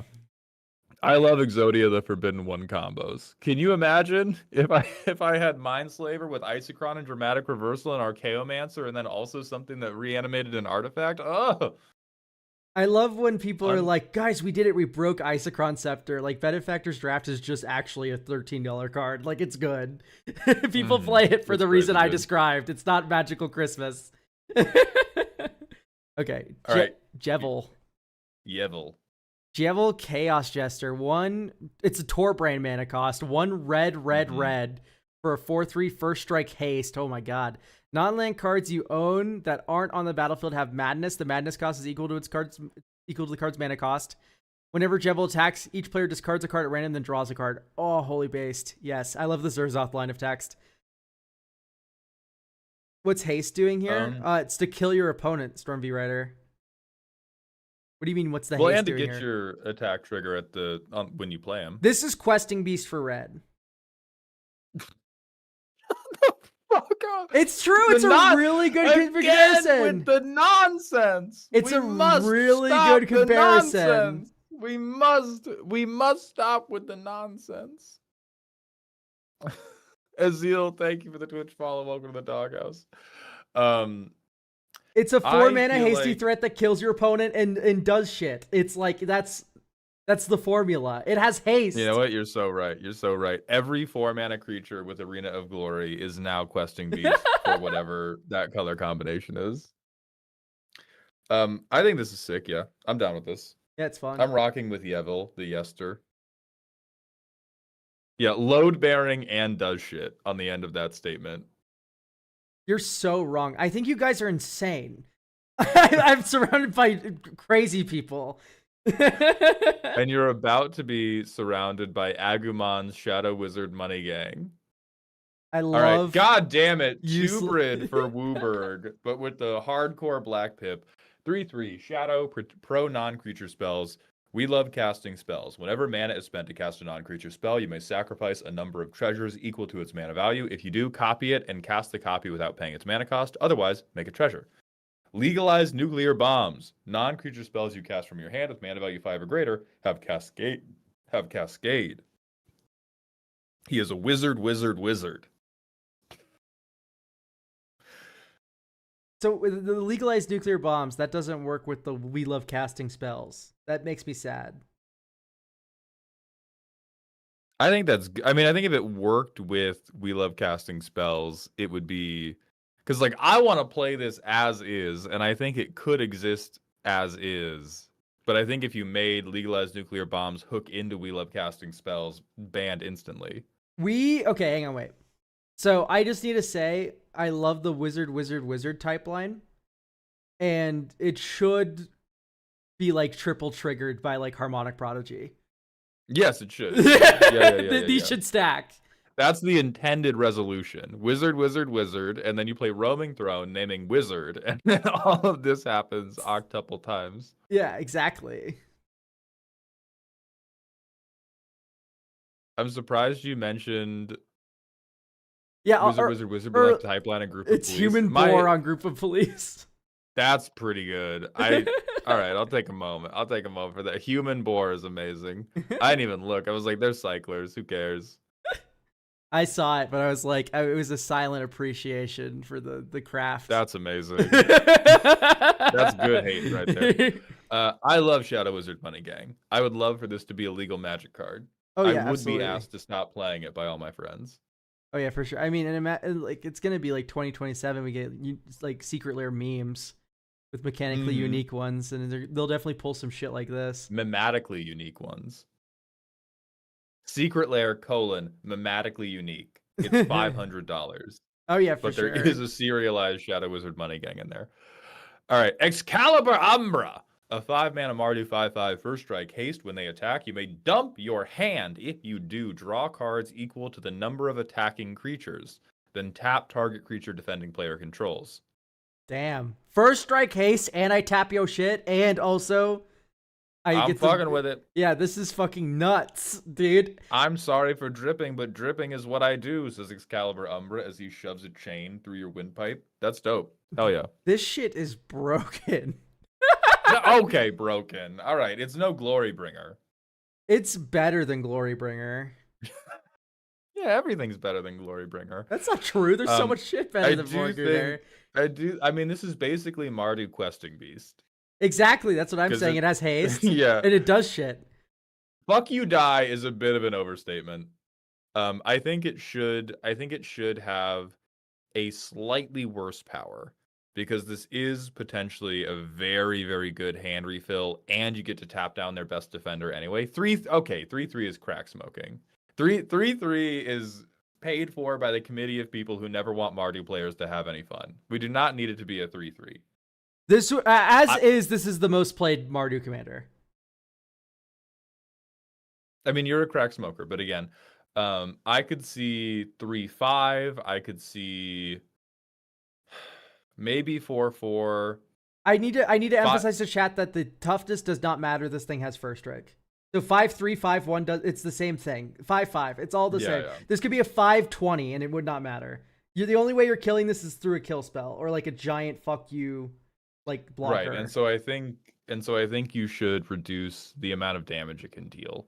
I would be most comfortable with I think 3/5 is what I would like the most. Yeah, I like the 3/5 idea. But it's like a hand vomit, cast Excalibur Umbra, crash out, I refill even if you block. Yeah. That's crazy. Anyway. Mardu needs that shit. They got to get out Voltron somehow, bro. Is- Listen, it's all Voltron and aristocrats, and like I've been saying all day, the nonsense has to stop, and this is a way for the nonsense to stop. I think This is Voltron Mald. You are a crack smoker if you build this Voltron. Draw cards equal to the number of attacking creatures. You want to draw one card? You want to draw a card? This is Voltron. Motherfuckers see 2 keywords and they're like, I gotta equip him. That's first strike and haste. I have to equip him. I have to equip him. It's the only way. He needs a warframe. He needs swords. He needs weapons. First strike haste sends motherfuckers into a frenzy. They always put Black Blade Reforged in first, and then you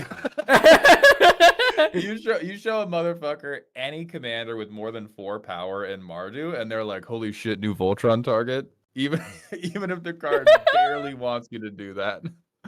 Yeah, you want mobilize. Like you want like Anim Pakal, you want mobilize. The Voltron you want to put on is like infantry shield. And then you draw 1 million cards. Like you can have equipments in this deck because you have so much draw that you get to the really good equipments. But this is not a fucking Voltron commander. You want 3 to 5 creatures to be on this board before you cast him. Mald, that is not what Voltron does. Are you ready to see the most broken land of all time? Yeah, you're gonna show me a basic forest? It's Psychic Bog, so it's a joke card. But, oh shit! But okay. I need you to like experience the fear that this card instills. Legendary land enters tapped, tapped to add blue or black. Or it's okay. We're fine so far. Discard a card, put a counter on target creature. Exile 3 cards to your graveyard. Target creature gains flying until end of turn. Yeah, pretty fair. There was a proposed like idea. I remember. I forgot where I read it, but it was like on some forum. So someone was like, "What if we had like," or it was like some Twitch chat. It was like, "What if we had like a cycle of dual lands that you could discard a card to make them come in untapped?" And it would be the most broken. Yeah, it'd be the most broken shit ever on the planet. I mean, but Elk, have you considered 1, can't fetch it, 2, enters tapped, can't even use the mana. Yeah, it is true you can't fetch it. But like Legacy, oh man. Imagine a good like green black reanimator deck with crop rot. There aren't any good decks in Legacy though. Okay, pal. all right, buddy. Yeah, no, get the fuck out of here. Go the fuck to jail right now. Yeah, like discarding a card on a land is an upside. Yeah. All right, next, mimetic properties. Hornet Silksong. Hornet, the Pale Huntress. Boros, 3 mana, 2/2, provoke. Whenever another non-token creature dies, create a junk token if it was dealt damage by a creature this turn. So provoke is that when she attacks, you can untap a creature and make it block her. I think she is far too shitty at fighting. Yeah, she might need first strike. Is this stat line a representation of how powerful she is when I play her in Silksong? Because then it's a flavor win. But other than that, this is like, oh, I'm gonna provoke your creature. Oh, I died immediately. Oh no, there were no mana dorks on the board. Oh no. First strike feels hornety. Very good Voltron target though. Amazingly good Voltron target. I also don't like that it doesn't close. You know what I mean? I'm here being a fucking asshole, making all your creatures block, and I'm not doing any damage to you. She's a 2-inch tall bug. She can't be too powerful. So again, with the we have to make the flavor meet what's actually true in Magic lore. Like, do you think power toughness numbers are an accurate representation of how good all things fight in Magic? Yeah, like insect tokens are equally as powerful as grown men. Yeah, exactly. You can block a soldier with that thing. A knight loses to a 2/2 boar. It loses to a 3/3 elk. Are you shitting me? Like, we need to leave. You can crew a smuggler's copter with a rat. And yeah, I think first strike could do a lot of work here. Like, first strike could pull a lot of work that fiddling with her power and toughness didn't have to. The issue is we don't have a way to grow her. We can get a little bit of card access, but unless the Voltron plan goes really, really well, you're basically locked into like, okay, I've played my commander. And now I am fucketed. Yeah, I like that you kind of have to work for it, but the payoff isn't there, and it also doesn't close. That's my issue. Oh, this is Questing Beast for Boros, though. It doesn't have haste. It's pretty not good. Questing Beast. It's basically, though, it has Provoke. That's more letters than haste. If you give it haste with Arena of Glory, then it's Boros Questing Beast. There we go. All right, next from Little Mix Doom, we have partner cards for the MTG, the specific MTG server they're in, where you get to partner monocolor legendary custom cards. Okay, that sounds like hell, but I'm glad you guys are having fun. It does sound like hell, yes. Chandra, Rebellion Spark. 5 mana, 5 loyalty planeswalker for +2, add red. Spend this mana only to cast spells outside your hand. -2, target creature gains Myriad. -4, exile the top 3 cards of your library until end of your next turn. You may play those cards. And then Veilus Dungeon Savant, a 4 mana mono white 3/5. On ETB, take the initiative. When you complete a dungeon, put a +1/+1 counter on each commander you control. All right, you smarmy little shithead. 4 mana, I take the initiative. 5 mana, I take the initiative. I take the initiative. I take the initiative one. I take the initiative 1 more billion times. Okay. By the way, I hate to do this to CKIM art. I'm sure your art's beautiful on the regular. But this Chandra, have you seen the Horizon Zero Dawn main character? And people were complaining about how she's ugly because she's literally, isn't she supposed to be a cave woman? And then it's people were complaining that she wasn't conventionally attractive, and then a fan edited her to be more conventionally attractive. And it was the ugliest piece of art ever. And then the post was Sony should hire fans. I fix Chandra. Exactly. That's what I'm thinking when I see this art. It's yassified Chandra. Anyway. Okay, Little Mix Doom. I think you are a greedy, petulant child, and I also think you are allowed to have this. And I hate to say it, but I think the goal here is I ramp on turn 2, probably. Turn 3, I play this guy. Turn 4, I take the initiative 2 more times. Yeah. So I've taken, huh? Oh, I'm agreeing. Yeah, absolutely. Yeah. I've taken 4 steps. Does that get me to Throne of the Dead 3? Not yet. I need to go 1 more turn. Which is impossible to do in Commander. Right, which has never happened. So it's so this commander says, holy fuck, I love Throne of the Dead 3. I really want to hit Throne of the Dead 3 by turn 5. Please, please, please, please, please. Which means these aren't meant to partner together. What? Yeah, no, this is news to fucking me. All right, you are wrong. First of all. First things first, these do partner together really well. First things first. First things first, they partner together extremely well. Okay, so if they're not meant to partner together, this Chandra is very cracked. Yeah, there's a lot of foul bullshit you can do giving something Myriad. I'm very happy that there's no removal on her. Yeah, if there's removal on her, I would be freaking the fuck out. I think that is fine, because for this much mana, we could just be playing Blade of Selves, and the other 2 modes aren't very egregious. And then Veilus, I think, is terminally fine. This guy's okay. For sure. Yeah, no, I like these. They're fine. Yeah.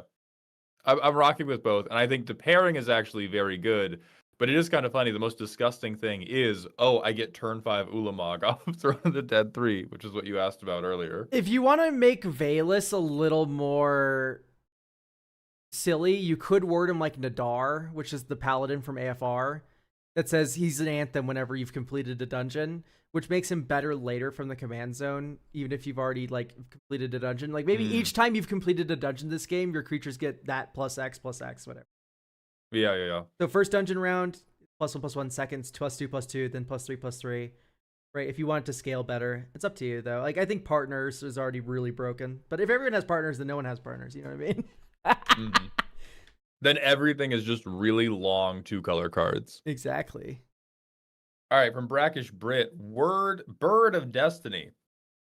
Boros 1/1 with flying for hybrid mana. Bird of Destiny becomes a Phoenix Spirit with base power and toughness 3/2. 4 mana. If it's a spirit, it becomes a Phoenix Spirit avatar and becomes a 5/5. On death, if it was a spirit, return it to the battlefield. If it was also an avatar, it comes back with 2+1/+1 counters on it. Nice. So it's Figure of Destiny, but it's a Phoenix instead. Yeah, hell yeah, I love birds. I Bird up. I love level up. Bird up. All right, Ami Sensi. I'm standing on my business. This is too many cards. We're moving on. Oh, I my warned goodness. you motherfuckers about this. I warned you motherfuckers about this. This is way too many goddamn cards. Way too many goddamn words. The Driller. The 5 mana Naya 3/5. Trample. Whenever this creature attacks, destroy target non-basic land a player controls. That player may search their library for a basic, put it on the battlefield, tap, then shuffle. Sack an artifact, deal 2 damage to each creature. For Grillum. Sacrifice an artifact you control, deals 2 damage to each creature. Holy fuck. Yeah, that's... This is one where I will thumbs down vote only for play pattern. I think this looks to be like a kind of funny joke card, and then in practice, this is I board wipe everybody. I board wipe everybody all game. He does die after 3rd activation without shenanigans, but it's basically still 4 damage. It's also nobody gets to have utility creatures. Yeah, yeah, this is tough. Like it's a totally acceptable power level that I would politely ask you to never play against me again. All right, then the Engineer, a 5 mana Temur 2/5, protection from corrupted players. Platform up. You can play an additional land each turn. Armed and Ready, 4 mana, make a 1/1 construct with indestructible, and at the beginning of combat, choose an opponent, deal 1 damage to that player and each creature they control. The corruption feels a little weird. Yeah, like the rest of him doesn't care about poison counters. And this is also just evil. Same problem. Why is the only thing you desire to board wipe your friends? What is Jay, like Grogan, what happened? What did people play against you where you were like, I have to make sure none of these people can ever have creatures ever again? Like the man is surrounded by an elf harem derogatory. Deep Rock Galactic is a horde game. Okay, so it's a miscommunication on how do I translate the flavor of this game to the flavor of Magic the Gathering. 100%. It's thematic, man. Right, but like I could write a novel right now about a character called the Poop Man, and then I could make a Magic the Gathering card and submit it to Gavin Verhey and be like, listen, man, it's thematic. And he would be like, why did you write on this card for 2 mana? I get to shit in my hands and clap my hands on your ears. Like, it's theme. It's about the theming. It's about you don't understand the theming. No, you guys don't understand. Pestilence Forever for free is flavorful. It's about the lore. It isn't fun. I don't care about the theme. The card is not well designed. It's not fun to play against. It does not matter that the Driller has a flamethrower and clears bugs. You have the giant ding. You killed 5,000 bugs at the end of the mission. That's not how Magic works. And I'll applaud you for hitting the theme accurately, but like the reviews are here in part to guardrail against, oh hey, you did a really accurate adaptation. It turns out playing against an accurate adaptation of this guy fucking sucks. And that's what's going on here. Accurate, yes. Heinous, also yes. Overpowered, no. I want to move on to Margaret here from Deadlock. Yeah, hell yeah. Give me Margaret from Deadlock. Margaret Maggie McGinnis. 1 red for a 1/2 human artificer. And you can pay 2 in a red and tap her to make a sentry gun. It's like a 0/1 colorless Construct Pinger. That's what she does in game. She makes sentry guns. Yeah. Kashmira Keel, thank you for gifting 5 tier 1 subs. Welcome back to Dog Heaven, my friend. Okay, so eventually you reach a similar issue, like making Tims eventually ends in I board control forever, but the numbers involved make it take quite a while, I think. It's 5 mana for your first Tim. Yeah. That is you are in a payment plan for that one. So like you can, you're Clarnring the sentry gun. Because it's not 5, it's 2 and then 3. So it curves into itself. It is instant speed though. So you can go 2 mana this, 3 mana hold up interaction. No one does anything scary, make a Tim. Next turn. Now we're a little bit more mana inefficient, right? Because we're on next turn. And we're at 4 mana, and that's kind of clunky with the 3 mana activated ability. I think that's okay. I feel like this is I guess it's like, if anything, I would rather see this as a higher rarity and have some other type of effect that made her relevant in any other way. Because she is it's that type of thing of, this is a character I would love to see as a commander, but you can't really commander this one because there's just not enough to do other than like, oh man, guess I have more mana than I know what to do with this turn. I will make one kind of shitty guy. Okay, yeah, I like what chat was saying with like make this cheaper but have some other costs like discard a card. So maybe it's like 1 in a red, tap, discard a card, you make this thing. Maybe make McGinnis 3 mana, and then what you do is she has like an ability like weaponized or mechanized warfare, where it's like artifacts you control deal 1 more damage than they normally would, right? Instead of dealing 1, they'll deal 2 instead. So then while Margaret's out, the sentry guns are better.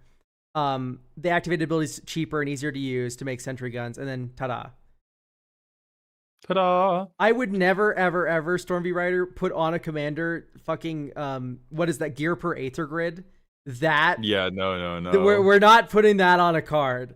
But, like, what I kind of described is, like, would be cool, I think.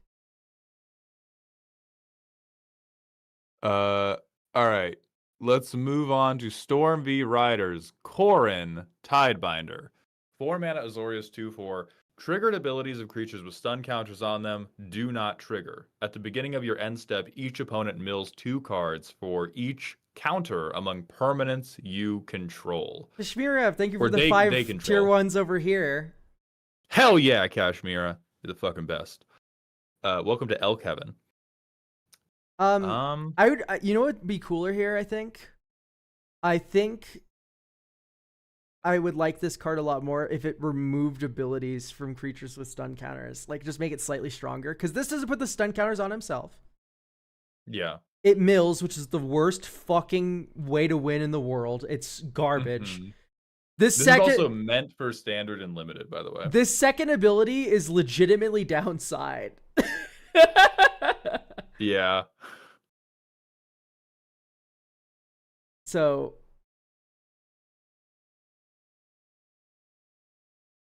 yeah, I think I like it, but it should remove all abilities from creatures with encounters. I'd like that. I would agree with that. Counteracts +1/+1 counters. So I need you to live in a world with me where we have Agatha's Soul Cauldron.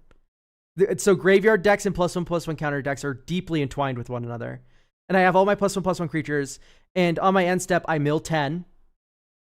And then I go, oh no, anyway, regrowth my Agatha's Soul Cauldron I just milled, play it, tap it, kill you. Like, you're dying to your own card. Milling your opponents is bad. Okay? Yeah, it's also, hello Ben, you handsome devil. Yes, but think about the interaction with the one dude who has a Millennium Calendar. Oh shit, you're that so right, is really funny. You're so right. That actually makes this like Azorius questing beast. It is like Azorius. It's exactly like Azorius questing beast. It's pretty fucked up. All right, next we have Silas the Kingslayer from League. Oh, League card, hell yeah. Mardu, which does not feel right. For a 3/3, on ETB, target player becomes the monarch. If a source would deal damage to the monarch, it deals double that damage instead. Change the Okay. mana value, but this is perfect. I love this design. Yeah, This is awesome. it's actually pretty. I like this. Never mind. I'm back in. I'm back in. I like the risk reward. Okay, this could just be a Boros card, by the way. It could be red, white, 1. I think no. now I think it should be Mardu, but I think it should be Tribrid, and so I think it should be 2 pips that could be either red, black, or white, just to make Elk mad. That is really bad. I like the play pattern of this, where like I can be the monarch if I really want the cards and I've controlled your board to death. Or you can go, I'm going to fucking kill you, dude. Make someone the monarch and just explode them. And then the wham, monarchy, wham, wham. And then the monarchy passes in turn order, and that dude's sweating. This is cool. I like this one so much. Yeah, that's really good. All right, Garga. Dragon Song Flute, a 5-mana legendary enchantment artifact on ETB. Make a 4/3 with flying and haste. If you would make one or more, you may instead create that many 4/3 red dragon tokens with flying and haste. This is literally fucking what's it called? The white one, Divine Glory Visitation. Oh yeah. But that's basically Glorybringer. Divine Visitation, but you get haste, and it comes with a creature the turn you play it. That shit's one more. It's 1 more mana. It's 1 more. No, mana. it isn't. It's 1 more mana. It's 1 more pip. Yeah, exactly. That's what I said. Oh wow. Oh wow. But you get a 4/3. Yeah, no, fuck this card. This is way too strong. Yeah, I think it's gotta be a bit more expensive. I sentence you to reading Divine Visitation 50 times. All right, next, Sturmfire. Energy Storage Ward Station. 4 mana Azorius 0/5. Ward 3 flying. You have Ward 2. Whenever an opponent pays a ward cost to target you or permanents you control, you gain that much mana. Until end of your turn, you don't lose that mana as steps and phases end. That's so weird. I get what you're going for. But you can't use if your opponent's a Jund deck and you're an Azorius deck, and they go pay your ward cost with black mana and red mana, I guess you can crack a clue. You get generic mana. Come on. Well, you don't have water benders. You don't have Bender's water skin on board to get the pip you need. Come on. You don't have a good mana base. That's your fault. That's not their fault. This is a really cute idea, but I think it's really bad. I think most games this plays as a 0/5 with ward for 3 and flying. I agree with that. I do think not quite proactive enough. If I saw this in the command zone, I don't even know what I would think. Yeah, I feel like not proactive enough, but is a very cute idea for like energy drain type shenanigans. Does a ward archetype exist? No, because ward generally is just like, hey, this is the collection of creatures that are really annoying, and you want to punch them in the face immediately, so you have to pay a tax to do it. But they don't have like mechanical through lines past that. Yeah. I also have to go use the bathroom, so I'm gonna laser beam 90 seconds of ads into your brains while I go pee, and then we'll be right back. That sounds like fun. Let's do that too. Woo! So yeah, no, I like ward as a mechanic. I love Valgavoth. That card's a lot of fun. A ward archetype is just worse boggles. That's true. I don't like building around ward because ward doesn't. It's like building around hexproof. Like, you want to donate mana to me, but here's the thing: you donate mana to this person, and they have to use it at instant speed, and they have to fix it somehow, or they're like using extra mana in some way that's like weird, like for a generic cost or an X spell. I don't know. It feels like too clunky. You know what I mean?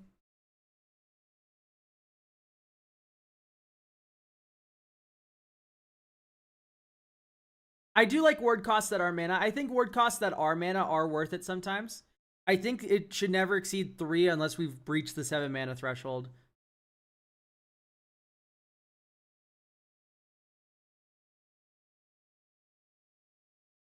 I mean, the syntax reads right, Footgroose, on that.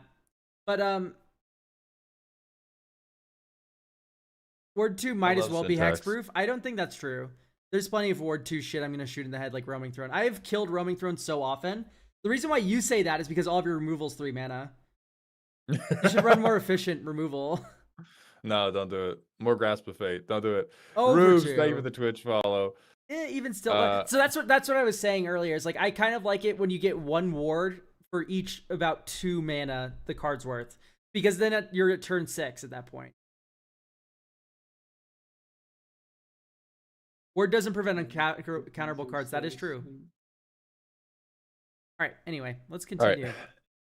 Aegis Athene, $15 draft redeem. The Myconic Vessel, a 3 black mana artifact. On ETB, mill 3 cards. Then return 2 creature or land cards from grave to hand. At the beginning of your upkeep, if you have 8 or more cards in your graveyard, you transform the Myconic Vessel. But what on earth do we turn into? Pit of the Renewed. Whenever 1 or more cards leave a graveyard, untap this. Tap to add a black mana. Each opponent loses 1 life. Okay, so Aegis Athene. I remember you. You were the one that says, "Do not think about constructed formats. This is only Yes. only for the draft archetype, because this does go infinite with Tortured Existence." I don't like that the Myconic Vessel returns lands. That's not something that black does. Returning any permanent card is a green effect. Mill 3 cards, then return 2 creature cards from your graveyard to your hand. That's what I would want. Yeah, and even then, still pretty good. Yeah, and also it's like I don't like how the first ability non-bows with the second one. That's a little awkward to me. I like Pit of the Renewed though. I'm trying to think of how to break this in like a Ixalan limited, and I really can't. There's the one stupid vampire that like you can play from your graveyard if you've gained life this turn. That one's a little annoying, I guess. And then you just like play it and sack it and play it and sack it and play it and sack it and play it and sack it. But this is fine. I like this. Yeah, I'm rocking with this. I do think cut the land thing. But yeah, mythic rare card that blows your fucking head open. Hell yeah. Oh yeah, this is cool. All right, next we have Fate Unlimited Bladeworks spoiler.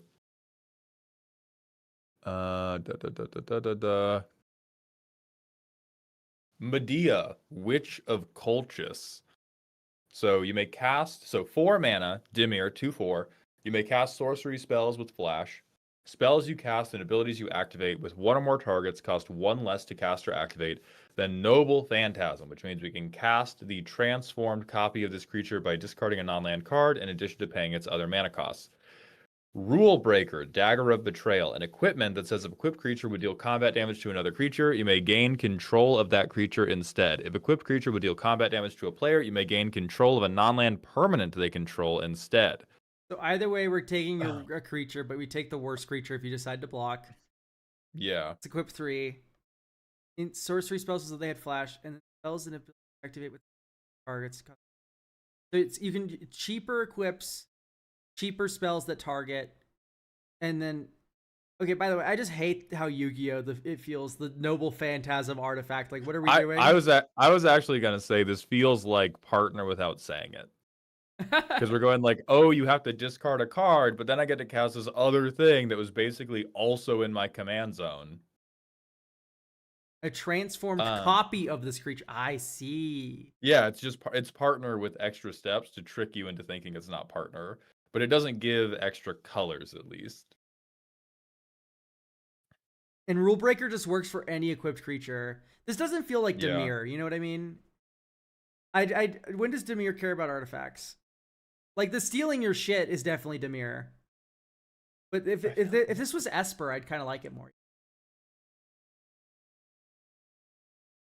Maybe, but I can see it for Dimir. I don't think I'm deep enough in the color pie to take a big stand on that. I think this stinks to high hell. Golbez exists. Where on Golbez does it say equipment matter? Oh, I see those. I caught those goalposts moving. They said artifacts, Golbez. Where does he talk about equipment? I meant equipment. Where does he talk about equipment? I'm hungover. Yeah, listen. Okay. Yeah, but he does artifacts, but equipment? You said artifacts, not equipment. Okay, I'm sorry I misspoke. I made a mistake on the internet. It's my fault. I'm sorry. Please forgive me. Please forgive me. Please forgive me. Here's the rebuttal I will present to this card.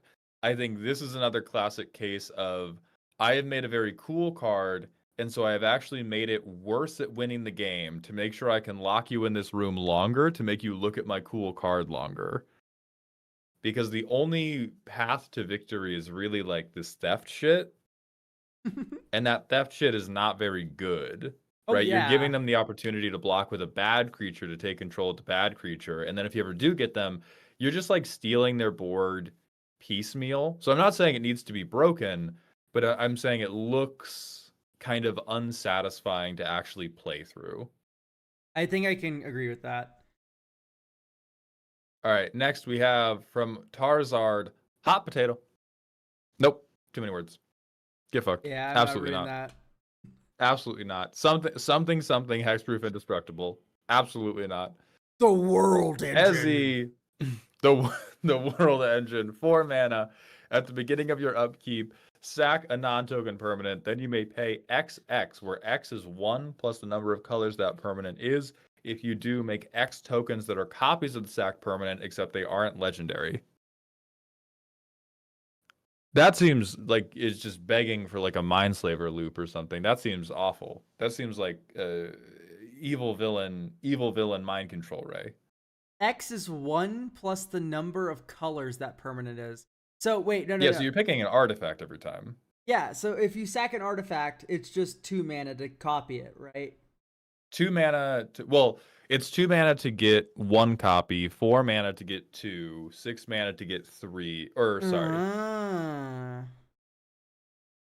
X is 1 plus yeah. 3 extra. Okay, so wait. No. Wait. Hold on. No, it's sorry. You're locked into number of token copies by the colors because you cannot, because X is only set by colors. So if you do an artifact, you get 1 copy. If you do a 1 color thing, you get 2 copies. If you do there's the one like Aeon Engine thing, right? Or whatever that one, like Ugin's Nexus. I think that's the only one. Yeah, you just take infinite turns with that one. Yeah. We do that already. No. So that wouldn't work because when Ugin's Nexus is in play, it says skip extra turns. So you're always having it in play, even though you get the death trigger of it. Oh, okay, yeah. You have to draft up, pick it up, and drop it, kind of deal. Okay, then. So we get 1 copy of an artifact. We get 2 copies of a 1-color permanent. We get 3 copies of a 2-color permanent. We get 4 copies of a 3-color permanent, so on and so forth. But it costs 2, 4, 6, 8. That's not how it works. If you had a Traxa, it would cost 8, right? Or 10. It would cost 10 mana to do because you need to pay 5, and then you would get 4 copies. 4 5. Copies, you get 5 copies of it. Atraxa. I think this is a cool idea that I would never let any of my friends play because they're too bad at math to figure this out in real time. It is very fucking convoluted. However, okay, here's what you do. At the beginning of your upkeep, you may sacrifice a non-token permanent. Then you may pay XX, where X is the number of colors that permanent is. So just get rid of the +1, is what I'm saying. Let's not reward monocolor players. You only get to use this card if you're 2 or more colors, and then if you're monocolored, you get to like flicker something for 2. That's the joke. Yeah. I'm okay with that. The world engine rewards you for having a world of mana. I don't know. It's like whatever. What's up? I got harassed by a white lady at the grocery store. What happened? Did you beat her ass? Is she dead in the street? Do you want to know why? Why? I was touching too many avocados. God forbid you pick up an avocado and feel it to make sure it's not like rotten. You gotta squeeze it. For this lady. You gotta squeeze it. She said it was dirty to do that. The avocado. Because I chew through the skin of my avocados, and I need them. I'm still like absorbing what happened. I'm just so tired. So pretty. Don't reward Eldrazi players. I mean, most Eldrazi have cast triggers, right? So this doesn't reward Eldrazi very much. I mean, unless you're like, but even then you can't. I think if an Eldrazi player is getting you with this, they had you with any of the other 8 million Eldrazi value engines. I like Elk's suggestion of cutting the +1 to reward multicolor decks more and more. Is Z more Shadow or Knuckles? Shadow. Yeah, 100%. I'm gonna cook us our yummy food. Thank you, baby. Could you make me some decaf tea, please? But it is a very cool idea. All right, Saber of Red. Yotan Wa, the King of Death. 5 mana Naya 4/5 haste mentor ward 2. Creatures you control with counters on them have mountain walk, forest walk, plains walk. When this creature attacks, make 2/2/1 red and green barbarian creature tokens tapped and attacking. Okay, so it's a Hero of Bladehold. Yeah. Cool. I'm down with this. I think this is fine. What I like about Hero Bladehold is the battle cry works with the 2/1s that you're making. Here the mentor's a little weird because you need a target for mentor, so you can't mentor the barbarians until next turn. Oh, so you can't even stack the triggers? Like mentor doesn't trigger. Mentor's a target creature you control, and by that point you don't have the 2 barbarians in play yet. I mean, maybe that's fine, but yeah. Cammy boy, thank you for the Twitch follow. Welcome to the doghouse, my friend. To be clear, I would not give this thing battle cry. Admittedly, I thought you could stack the triggers. Yeah, no, I'm saying that. Yeah, sadly, that's not possible. But I wouldn't give it battle cry either because that would be 10 damage for 5 mana. Yeah. And then Cammy Boy and anybody else wondering, we're going to be doing more custom card submissions this stream once we get to the end of the current list. We've just been... Elk had to spend a lot of time fixing one of my very bad thumbnails. Oh my god, it's already 3? Sorry. It's already 2. All right. How about you live in real time? I need to calm down. I need to calm the fuck down. All right, Wolf, Precon player, a Wooburg 5/5. Whenever you cast a legendary creature that is the commander of an official Precon, make a token copy of it that is not legendary. I like this. This is funny. I'm going to say this, Wolf. Make it like that is the face commander of a Precon. That's how I'd want to describe it a little more. But this is a perfectly funny unset kind of thing. You know that is almost exactly what I said. Yeah. This fucking rocks. Yeah, make it say face commander. This is really funny. All right, next we have Inkable Chernabog. Boshupa, they who consume. A 3-mana Rakdos 2/2 with menace, and whenever they deal combat damage to a player, they exile a card of their choice from their graveyard. When they do, put a number of counters equal to the exiled creature's mana value on Boshupa. 4 mana, put a card your opponent owns from exile into their graveyard. Boshupa deals damage equal to half their power to target opponent. I don't like I don't like doing math, okay? This is the wrong game to be in. No, math is fine. Don't listen to them. You can do half the fucking mana value, and then, you do this. I think for 4 mana, make it 3 in a red, maybe. And then you can put a card they own from graveyard.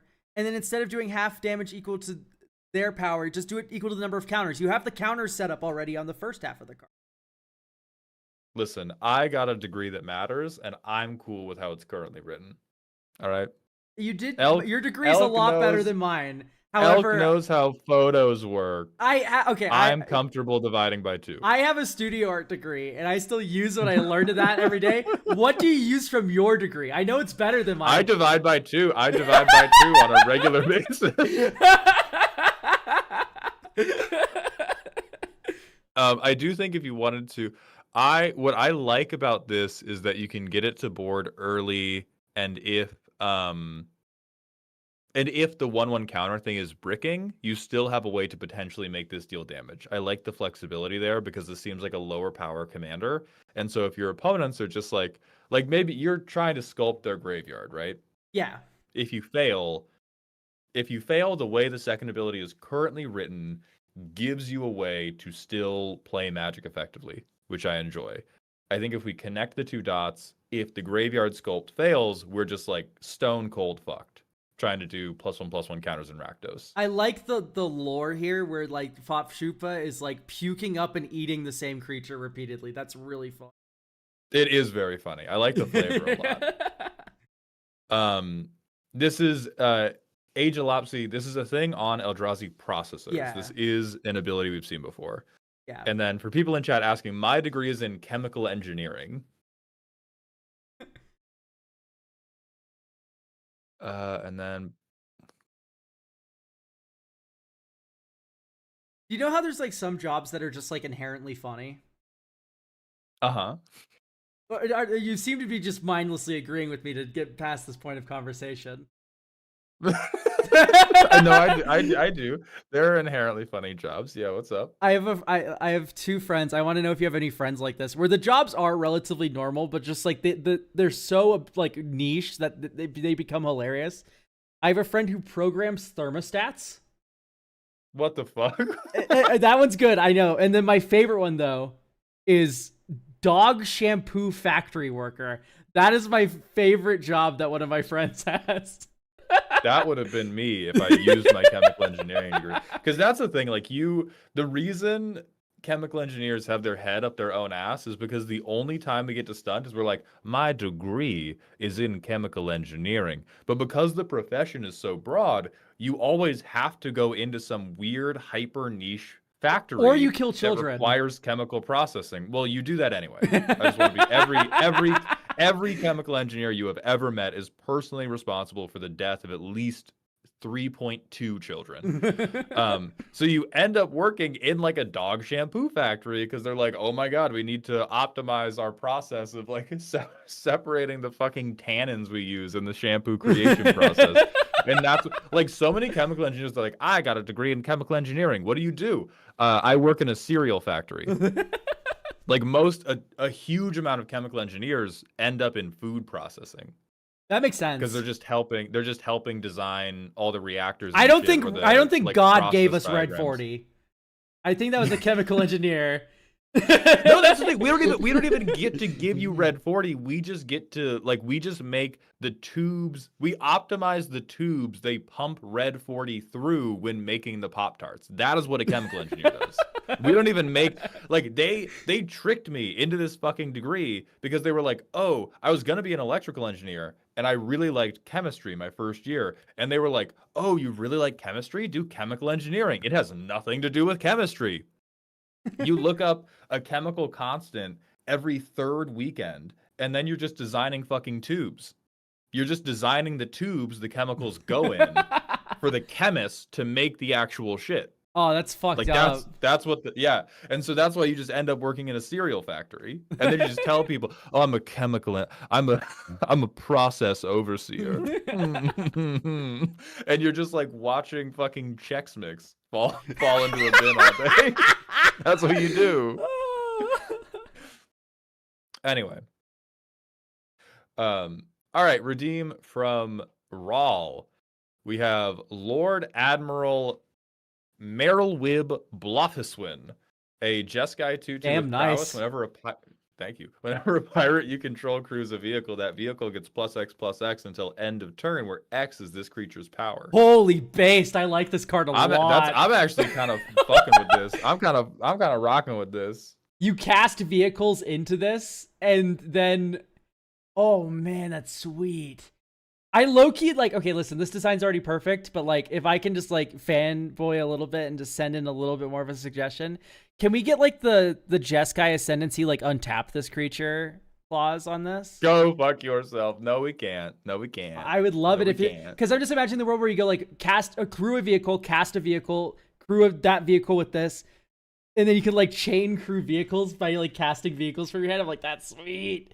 But, maybe this is already very good. I already really like this. Yeah, this is hot. I like this a lot. Knowing nothing, I have no idea who this is. I think this is very cool. Yeah. Also, we need more orcs in Magic. Orcs and dwarves are true. two creature types I want way more of. I need way more sexy orcs in Magic the Gathering. All these stupid we fucking got enough elves. elves. Yeah, we got enough. We got enough sexy elves. We got enough sexy elves. Give me a sexy orc. Also, somebody asked who would be the most chemical engineering commander in your experience. I'm sorry to report it is not up for debate. It is Jan Jansen. Jan Jansen makes sense. You're like, oh my god, all he does is make bombs. Yeah. There's that 3.2 child average I was telling you about. Every time I meet a robotics person, I'm like, are you like a good robotics person or an evil robotics person? Or do you work for the military? Exactly. All right, next, Black Hole Generator. 2 and a black. On ETB, draw 2 cards, lose 2 life. 2 mana, sack this enchantment, destroy all creatures. All right, go fuck yourself. No. Yeah, okay, first things first. Pack it up. Insanely broken. Number 2, Ender Lord, thank you for the 800 bits. Where do cards get submitted? Hop over to Maldhound's Coffee and Maldhound's stream. That's the submitting zone. I'm just here for the ride. And yeah, if we do a second wave, if we do, maybe. We should get, if you're good, we should get to a second wave because we only have 2 more cards to do. I'm down if we double the pace and we stop yapping so much. That's mostly my fault. I'm happy to double. I've been leading us astray. I just talked for 5 minutes about the nature of chemical engineering. So, no. Yeah, it's a bit of an off-topic stream today, but I like yapping. It's fun. I'm down to double time. Yeah. Okay, Black Hole Generator. This card is fucking vile and evil and should not be printed. Yeah. There's a Navineral's Disc problem where like people don't want to play creatures into this if you've already wrathed the board. Here's the horrible play pattern. You go Black Hole Generator and then you go Damnation next turn. And then who the fuck is playing creatures after that? Yeah. Because I don't want to lose it to so now you're just kind of locked. This just says this you can't cast creatures. Because why would you? I think the only thing that would save it is if this shit would have to cost like 10 mana. Oh, Savine's Reclamation. Wait, Sun Titan loops with this thing? Fuck off. Shut the heck up. Hell no. Nope. Nope. Vine Boom, moving on. Starry-eyed, thank you for the 100-bit cheer. That 3.2 child average is because of Genocide George, who is an outlier and should not be counted. I'm sorry, if I said average, I misspoke. That 3.2 dead kids per chemical engineer, that is a median. Yeah. Okay, by the way, Garga, base card. You're evil and vile. You don't print it. Sensu, the pain of war. This is the one we're talking about. 4 mana, 3/3. First strike, haste. Whenever a creature an opponent controls dies, to make her Sigil of Death enchantment. It has whenever you are dealt damage for the first time each turn, you lose 1 life. Tap, each player makes a 1/1 spirit with when this creature dies, it deals 1 damage to you, and it's goaded. That's fucking evil. Okay, I get fuck token players, but like... Fuck token players. But like an emblem that like pings you? Yeah, an emblem that says fuck token players, and if you played tokens, fuck you, die. It's any creature that any opponent dies, they get a sigil. Ugh. Any creature. Stop playing so many. Really annoying. Every time I see one of your shit-ass birds, I'm going, pull! And then you're going to bleed a little bit more. Okay. I do think that keeping track of this is a nightmare. That is true. Chat, great job. I do think it's fine, power level-wise. I just think it's a bit clunky. I agree with that. Next, we have Bruno of the Stinging Hills, a 6 mana triple red 1/1 trample, infect, indestructible badger. Enrage. Whenever Bruno's dealt damage, put a counter on Bruno, then it deals damage equal to its power to a player chosen at random. Whenever an opponent casts a spell during your turn, draws a card during your turn, or searches their library, you gain hexproof until end of turn. Then Bruno fights target creature an opponent controls. That opponent controls. Why am I getting hit? Because Jimmy's tutoring. Yeah. Well, I would consult the flavor text because fuck you, that's why. You know what? For 6 mana, I kind of fuck with it, actually. It is evil and diabolical, but for 6 mana and mono red, ugh.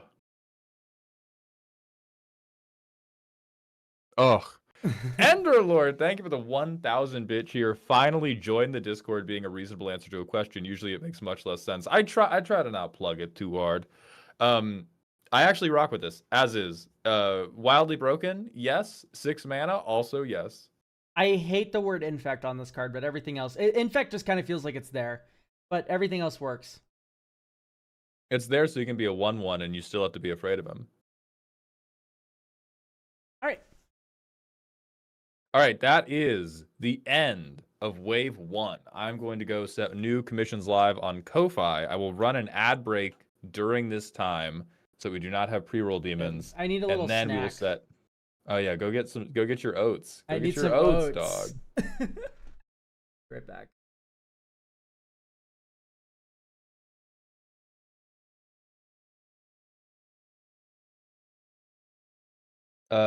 Miller Light, thank you for the Twitch follow. Welcome to the Doghouse. And Amy Sensi, if you were still around, did you redeem via Ko-Fi or Twitch? Because if you spent money, I am happy to refund you. That card is way too fucking long, though. Tarzard, same question. Do.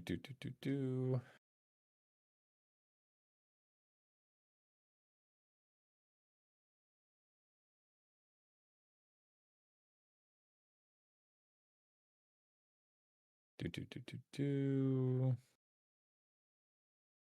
Yes, create a copy.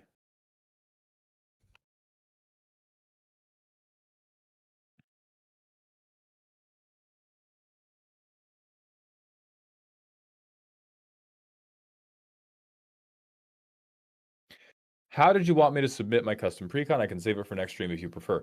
So we should, Lithoran, email me about that.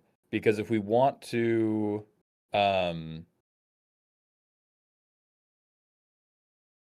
if you want to have me review a custom precon, I think that's going to be somewhere in between a deck roast and a lot of custom cards to review. So we should work out a one-off thing to do about that. How do I view the rules? Enderlord, I'm not totally sure. Hello, I'm back. I have had my hands off the keys of how the Discord login flow works for a while now. To Shrooms, thank you for the Twitch follow. Welcome to the Doghouse, my friend. So Discord mobile needs account switching. That shit is not a feature still, and it's 2026. What the fuck? Orcish Pansy, it is a indestructible 1/1. So Bruno will work as a 1/1. It already does? Yeah, Discord, the mobile app, it doesn't have account switching. It does not have it. Does it have it, Stormby Writer? It was... I'm literally using the browser I'm using version. the browser version. Yeah, good shit on Elk. I think it does. Can you fact check yourself? Because I'm not going to start Googling shit on stream. That's uncouth. How do I Google shit on stream all the time? What are you talking about? Do you know what I do? I have the Discord app for my actual Discord, and then I have Google Chrome, and I'll have a Discord open in Google Chrome that's my 3-3 Elk Discord. You're a maniac. Well, You're a maniac, and you have to be stopped alongside the nonsense, but mostly you. How do we... The rules channel is gated.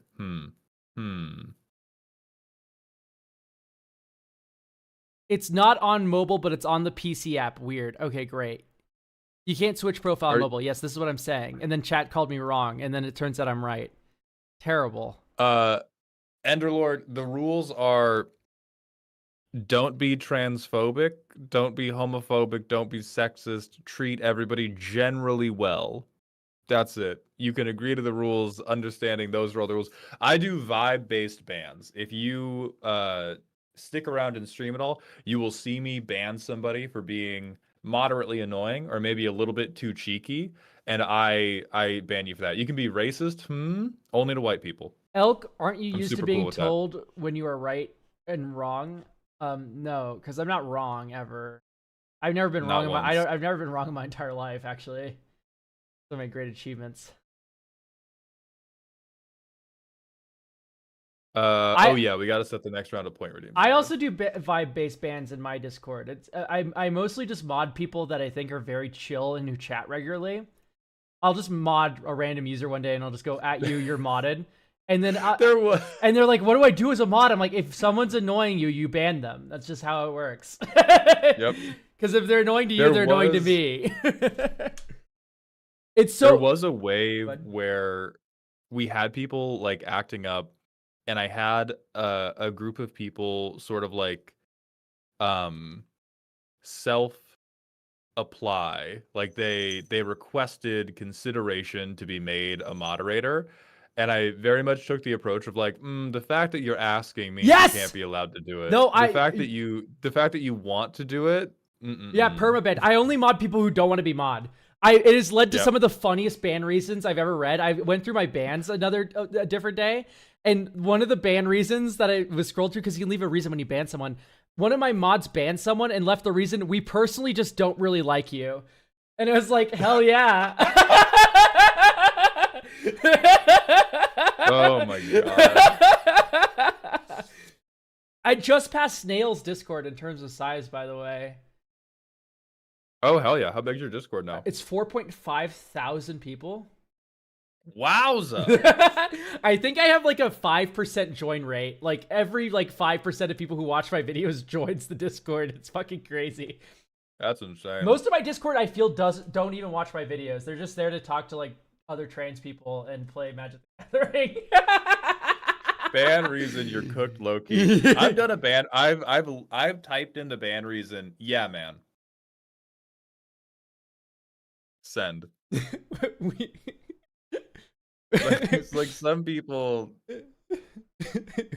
We personally just don't really like you is one of the funniest ban reasons. We're just not with it. We're just not really with it. You know, man, like listen, you're doing your thing, and it's not that I don't respect it. I just dislike it, and I don't want you to do it here.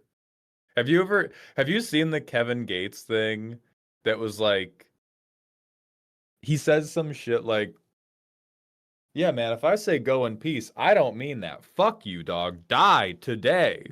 I hate you. I don't give a fuck about you. I've just learned that I can't be rude in public like that anymore. And I carry that shit with me all the time. I've been walking around peace and love, and in my head it's just Kevin Gates going, die today. I say peace and love so frequently. Peace and love, this card reeks. Like legitimately, I'll say shit like that. And I just find it so funny to say with peace and love and then just immediately follow it with the most abhorrent shit ever. Anyway, do we have our submissions? Enderlord. Yeah, one sec. Enderlord, what do you mean? So review submissions were only done through TikTok is a note for commander request, like commander roast requests, which is the type of short form content that I'm most commonly known for. The custom cards are done, as we said, through purchasing or redeem via Twitch points or Ko-Fi, and then they get posted in the Dear Maldhound section of the Discord. Sage, I do not have a league main. Let's begin doing redeems. All right, great. All right.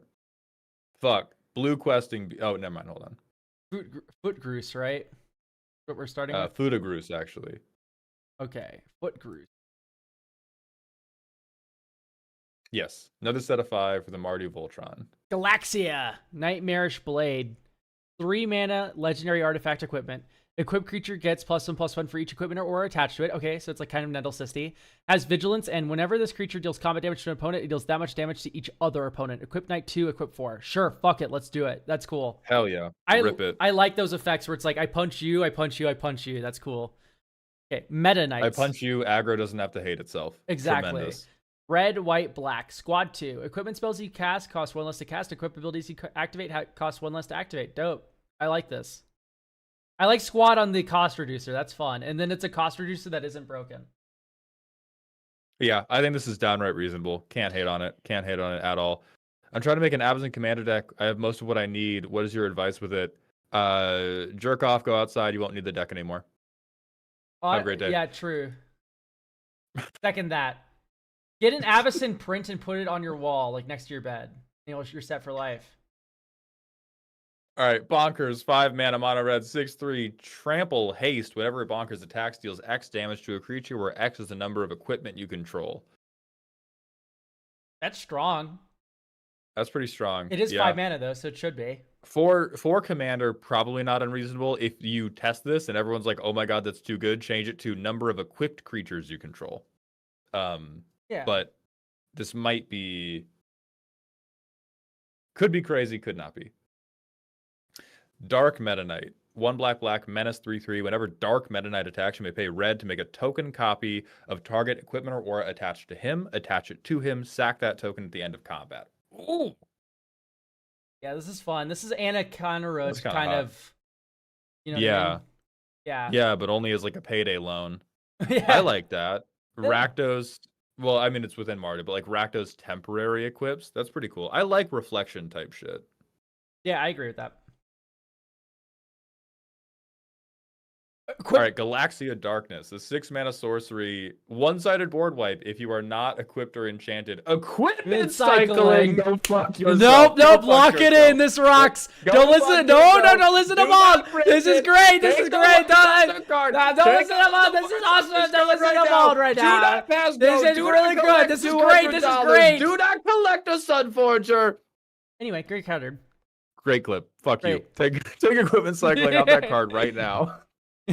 Crystal Nova, 5-mana sorcery with rebound. Destroy all creatures. If it was cast from exile, each creature get -2/-2 until end of turn. What the fuck do you hate rebuilding for? This is cool. I like this. That's crazy. Damnation, and then you can't play small creatures this turn. It kind of reminds me of single combat, right? A little bit, yeah. Just thank you for the 45-bit cheer. The girls are fighting. This is actually kind of cool. I would like to see this because it's not just board wipe. It's board wipe. Hey, don't play Mana Dorks. Yeah, this one rips. I like this one a lot. Good job. Oh, you are testing fate with this fucking text box, dog.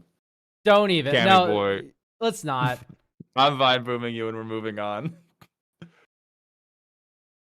Oh my god, bureaucratic process. Let's go. We're here to look at custom cards. We cannot proofread your PhD thesis. All right, bureaucratic process, 4-mana Azorius. At the beginning of each player's upkeep, that player declares how many spells they will cast this turn and how many creatures they control will attack this turn. At the beginning of that player's end step, if one of the declared numbers was wrong, that player gains an infraction. If a player has 4 infractions, they lose the game. Hexproof needs to be the first line of text on this card, and then, and then we're good. Yeah, fuck it, print it. Yeah, fuck it, print it. It's getting banned in 2 months, but wow, those 2 months are going to be amazing. Fucking that evil. one's so good. I love that one a lot. I actually love it. I actually fucking love this. All right, Little McDoom. This is another thing for the custom server thing. Vi, Rebellious Instigator, 4-mana, mono red 3/3 with menace. At the beginning of combat on each player's turn, that player creates a 1/1 red devil creature token. With when this creature dies, it deals 1 damage to any target. Other devils have menace and are goated. Here's what's so funny about this is since the devil pings, what happens is you get a circle jerk of devil explosion.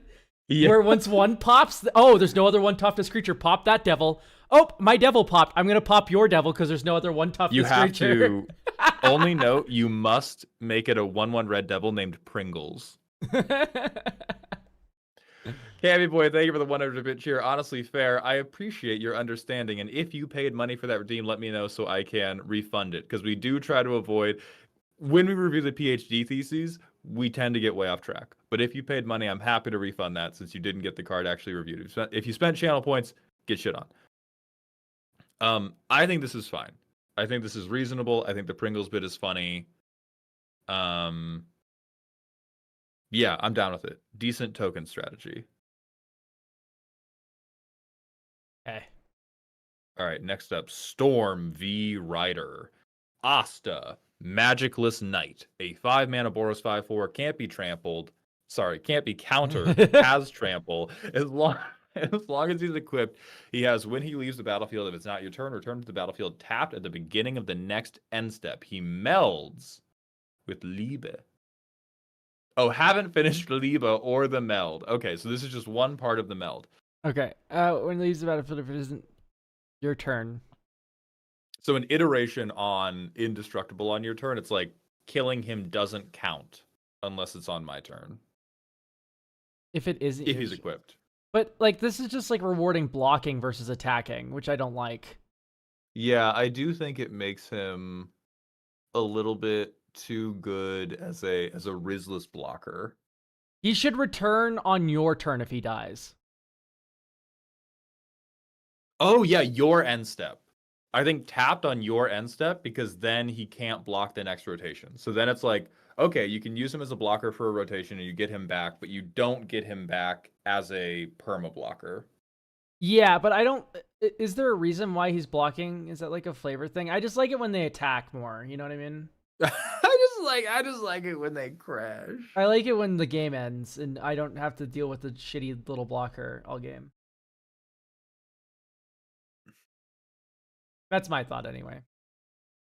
Yeah, I don't know, dog. I only watched like 10 episodes of this and then it didn't really grab me. All right, Con Key. Right? That's next. Yes, Kanki, the Beheader. 4-mana Rakdos 3/4 Menace. When this creature deals combat damage to a player, they may have you draw a card. If you don't, creatures that player controls get -2/-2 until end of turn. Whenever a creature an opponent controls dies on your turn, you may sack a land to make 2 treasures. That's crazy. That's insane. Okay, so like, okay, I get like, okay, deep breath. He's raising the countryside and pillaging and getting treasure. That makes sense. That's based. Yeah, he's pillaging, he's murdering. The first ability, Browbeat effects, just understand this, are always going to be the worst of the two options for you. Every single time. Yeah. If he hits a person with no board, they're just going to get -2/-2 on their board. And we've already moved past blockers at this point, right? So if I have a board of 8/8 and you hit me with the 3/4, I'm just going to take the -2/-2 hit because none of my creatures die, and I took 3 damage. Who cares? Right, even if he's unblockable. Yeah. Yeah, you could do on combat damage, they may have you draw a card. If they don't, and you can take something we've seen from the Lorwyn spoilers, that player blights a certain amount, which is to put -1/-1 counters on creatures they control. So you could have like when this creature deals combat damage, that player blights X, where X is the amount of damage dealt.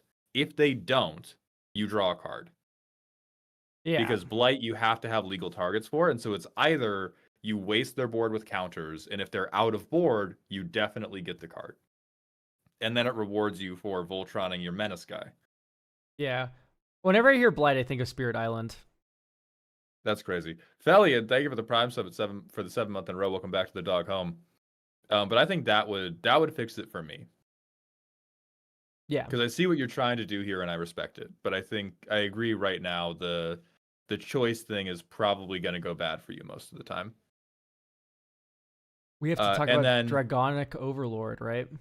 Yes, and then quick shout out, if you were denied because your card was too long, you may attempt to resubmit a shorter card. All right, now tell me about Dragonic Overlord. 3 and Jund for 6 mana 7/7. Legendary creature Elder Dragon. First strike, haste. Indestructible during your turn. Whenever this creature destroys a creature with combat damage, untap this creature after this. Okay, so it's Onsrog, but like murderous. Like it's not just blocking. It's like if this thing kills your creature, I'm getting another combat. So he's always getting through. He's unblockable. Whenever this creature attacks, you may discard a card. If you do, this creature must be blocked if able. If you discard a dragon card this way, this creature gets +1/+0 until end of turn. Absolutely not. So we have a manaless lure effect, and it has haste. So turn 6, I play this guy. I have an indestructible 7/7. Why does it have first strike?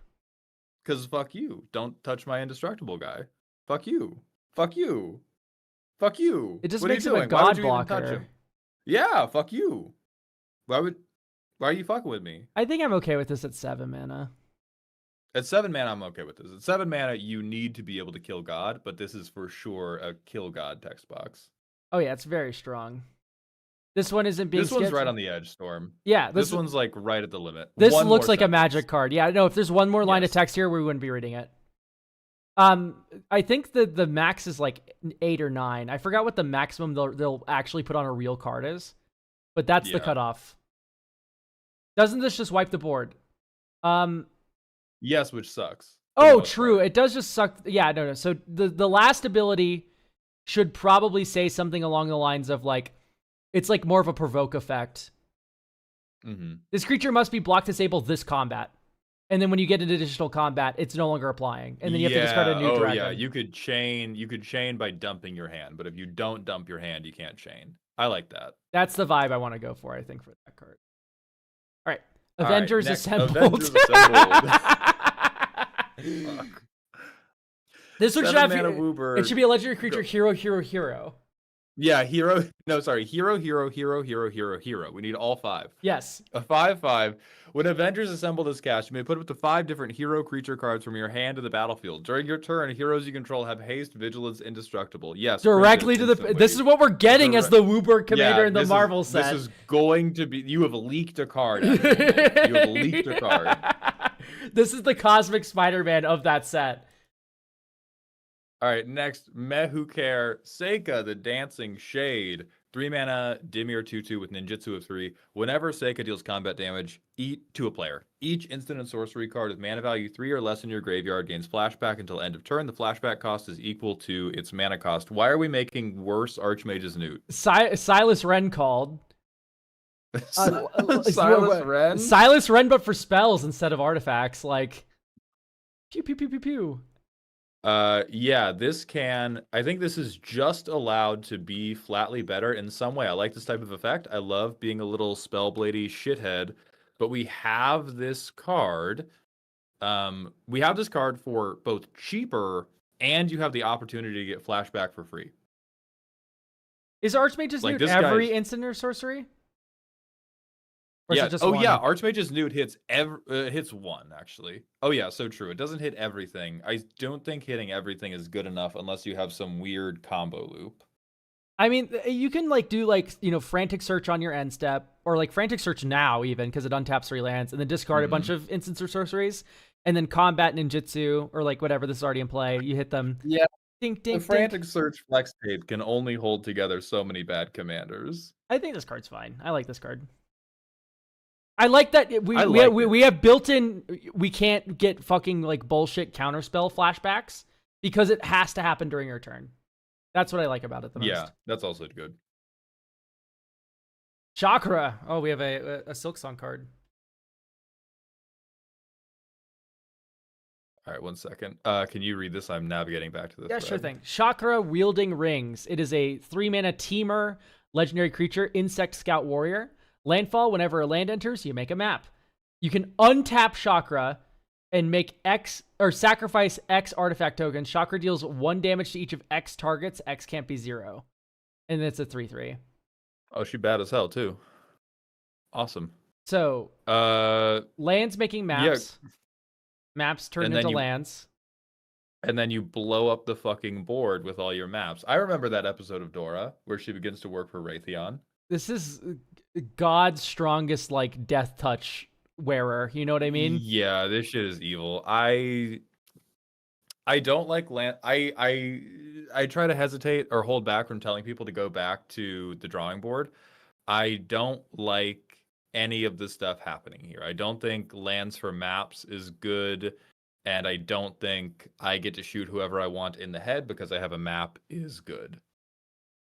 Yeah, I mean, it makes sense for Chakra, because Chakra does make maps in the game. That's, like, her whole thing. I like the map-making angle.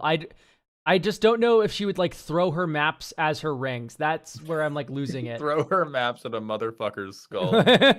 So this may be another, like, we've accurately translated something, but is this the same person that made the Deep Rock Galactic cards that just board wipe everybody? Because at that point we're reaching fetish levels. We're reaching fetish levels if I ping everybody who's not me. No, it's not the same person. It's not the same person. First one was Grogan. This is Mimetic. Okay. Yeah, I think it is. Maybe you could do the landfall, create a map. I don't like this untap. I shoot you in the skull, or your creatures in the skull. Want to move on to May Hamster here? Yeah. Maxwell Rayner, a 3-mana mono black creature. They are a 4/3 at the beginning of your end step. You may exile this creature. If you do, gain control of target creature with less power. It gains this ability. That's kind of funny. Okay, I'm trying to picture how annoying this is. So we go 3 mana for this. End step, I gain control of your commander or something. Like your Cholain or whatever. Yoink. Right, so now I'm a Cholain player. And why would I... Great, that's kind of annoying. Yeah, bro cannot be a commander. He has to be in the 99 of some like bracket 3 deck because he can't close well enough. This card can't be your commander at the beginning of your end step. Print it. No, just put non-legendary on it. Non-legendary creature with less power. I think that's good for the feels bad. Yeah, I think power level wise it could be legendary, but otherwise it is in a weird place emotion wise. Yeah, this feels like 3 mana mind control. It's like that is true. it like I know it's a doctor's appointment, but why is your hand so far up my ass? Like that's how this feels in a commander game. Yeah, 3 mana control magic's a little fucked up, but you know. All right. Next, Mordred, Fathomless Depths. 3 blue, blue, blue. Macy, I did see it. I don't think it changes any of that stuff. 3 blue, blue, blue. 5/5, Flying Vigilance. Whenever Mordred enters or attacks, draw 2 cards, then discard a card. Threshold. As long as 7 or more cards are in your graveyard, the first non-dragon spell you cast during each of your turns has Delve. I like the play pattern of I delve a giant dragon into play, and then no, it has to be a non-dragon. Oh, yeah, I delve a giant spell, and then I lose Threshold. That's cool. Yeah. It kind of it gives high and low tide, the Homerids that would grow and shrink over time with the tide counters. This feels the same where I'm drawing cards, I'm discarding cards, the tide's really high, I use the high tide, it becomes low tide again. That's fucking dope. I love the play pattern. The only thing I dislike is he is so expensive. It feels really hard to get to him in a reasonable time frame. 6 mana and mono blue. If you are not doing high tide trickery, your deck has to be so much ramp that you probably don't get to delve out cool shit. You're like, I delve out Thrawn Dynamo. I don't know. Yeah, this could be a 5 mana card maybe. Please. 5 mana is good because it lets you do a big 7 mana play, right? You set up your graveyard. Yeah. And then you have a giant blue X spell that you can cast alongside the Mordred with the giant delve turn. And then Mordred starts setting you up in future. And 7 mana is about where that should feel fair. Yeah. 6 mana flash would also kind of work maybe, but 5 mana I like more.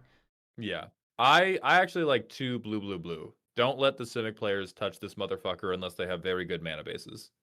Yeah. 2 triple blue, I love. All right, next, Pedgeman. Same spoilers. I have to note for the people at home, Pedgeman asked me about this before stream and said, this is a clip from a TV show that was shown on U.S. television with an ESRB rating of 14 years old. So if you can't handle this, you are a puritanical fuck. Anyway, here is a lady tied up in a dress. Poison dress. 3 mana Dimir. Equipped creature gains at the beginning of your upkeep. Tap this creature and then put a pain counter on this creature and lose life equal to the number of pain counters on it and loses all other abilities. It has Shackle, which is an alternate equip cost for a creature you do not control. Shackle actually exists on a card. Did you know this? It's on a playtest card. I did not know this. There's a card called Avacyn's Collar, the symbol of her church, and it's an arrest with Shackle 3. So you can shackle it onto opponent's creatures. It's such a fucking cool mechanic, and I hope we see it someday. We see it on Bloodthirsty Blade, but this mechanic's dope. So how about this actual card, Elk? How about this card actually? This is it's an arrest, kind of. It's like a blue tap down removal spell, and then it makes them lose life over time. So you lose 1, then 3 total, then 6 total, then 10 total. Okay. Yeah, that's a lot of life loss, but it's fine, I think, maybe. I think over time, yeah. But I think it's appropriate. I think it's a bracket 2 appropriate amount of life loss. If I stuck this on curve, and then equipped it. It's turn a lot of 4. mana. That's fine. Yeah, no, I'm thinking Yeah. I'm thinking about this like coming down on turn 3, but it's not. It's coming down on turn 4 really Yeah. in most formats, so it's fine. All right, next, questing beast, but blue. A 4 This mana, doesn't remind me of Questing Beast that much. It's like a 4/4 with yeah. flash, vigilance, flying. Creatures you control with power toughness 1 or less can't be blocked. Whenever a creature you control deals combat damage to a player, draw a card. Whenever blue questing beast deals combat damage to an opponent, that player mills that many cards. But it's a 4 mana creature with effective haste, and it does stuff. You know what this reminds me of a lot? It reminds me of like Enduring Curiosity. Like an Enduring Curiosity type creature. Oh yeah, it is an Enduring Curiosity-esque effect for sure. Yeah, it also it has the Tetsuko Umezawa line of text that I always love. I love Tetsuko. Mm-hmm. Yeah. Mm-hmm. Yeah. I think it's hot. It should not be printed. Don't give it to me, but it is hot, and I do want it. It is really cool. I like that. All right, next, Sage Cur. Lorraine, Futurist Survivor. A 3-mana Golgari 2/4. Whenever a sapperling an opponent controls dies, return that card to the battlefield under your control. It's a fungus zombie creature named Lorraine ? With Lorraine, Futurist Survivor's activated abilities and loses all other card types. By tapping, target creature becomes a sapperling in addition to its other types and gains cumulative upkeep, pay 2 life. I was very confused because sapperlings are only tokens except for that one motherfucker. Mm-hmm.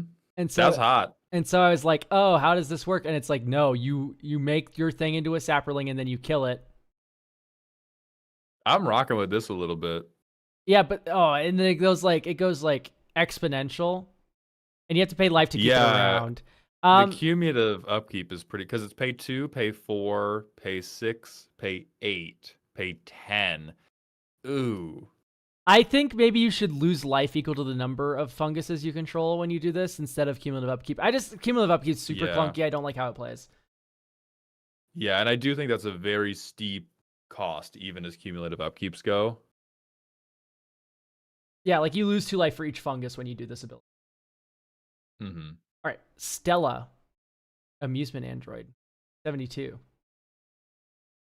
Go off. 2, is it hybrid for a 1/2 child robot? All right, that type line's really funny. Cumulative upkeep, discard a card. Once again, I really just dislike how cumulative upkeep plays, but let's see. Whenever you cast a spell, if its mana value is more than the number of age counters on Stella, draw a card for each age counter on Stella. Oh, okay. I do not think is going to play the way you want. I think this is going to be the I shoot my own dick off 9,000. This is like insane, isn't it? If its mana value is more than the number of age counters on Stella, draw a card. So again, we go 1 cumulative upkeep with this. Every 2-drop we cast draws us a card. Mm-hmm. So you go like this is a storm card is all I'm saying, I think.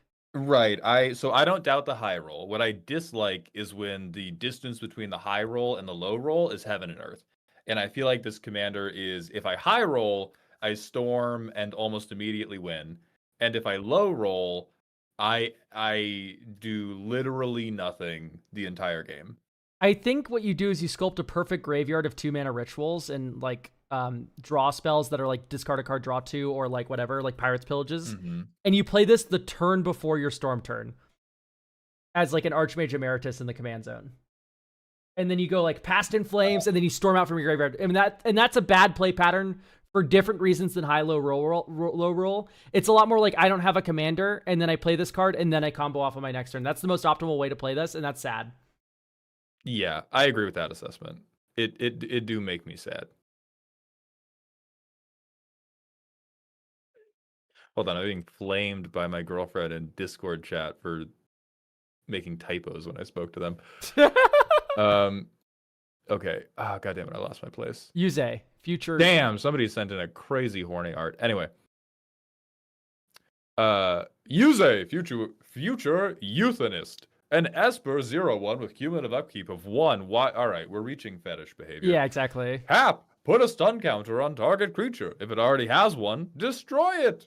Whenever other than Yuze creature is tapped, put a stun counter on it. We should change the syntax of every single Magic the Gathering card to be like that. Yeah. Whenever a creature, Um, whenever a non-this card name creature is tapped, that's hilarious. Why is cumulative upkeep on this card? We're not playing with the age counters. It just seems annoying. It is probably to hold them back from being able to perma remove everything. I still think this is too aggressive. I still think this is too much like, what does me winning look like? It looks like a totally empty board where Yeah. I have removed everything and then I had to sack my own commander and I have, like, you have nothing. I generally tend to vote in my head against commanders that don't have anything proactive to do, which you do not. You just have, what if I try to remove everything you ever did or cared about? Yeah, I agree with this assessment. Let's move on to Land Sign, Illusionary Reliquary. 1 mana, legendary artifact, cumulative upkeep, phase out a land you control. Tap, add X mana any combinations of colors where X is the number of age counters on it. And then you can sacrifice it to phase in all permanents. So it's a mana doubler, but it's really weird. That's how I read this. And even then, it's like... Yeah. 1, 2, 3, where X is the number of age counters. So on turn, well, you can't, if you can't phase in lands, you lose the legendary artifact. So 1 mana, turn 1, you play this. Turn 2, you phase out that land, you have 1 mana. Turn, you play your land for turn. Okay, so you can always keep, you can always keep pace with it. Yeah. And you have to use your mana all or nothing. But eventually there comes a point in the game where you tap this for mana and then you sack it, you phase in all lands, and then you tap all those lands, right? I think more than anything, I feel like this is just bait for people that have mana batteries. Like every mana battery deck immediately runs this, and everybody else immediately does not because of the tracking nightmare. I think I don't like this is going to do something horrific, and because it's Urza Saga tutorable, I'm immediately really iffy about it. I am also iffy.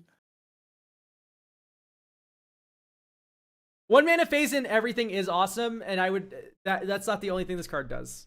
So I do like that part. I do like that part for sure. All right, Death All right, Sign. last. Yeah, Death Sign Perpetual Winter, 3 and a white for a legendary sorcery. Buy back, remove 3 age counters from permanents you control. Destroy tapped creatures opponents control with a stun counter on them, then put a stun counter on tapped creatures, then tap all creatures.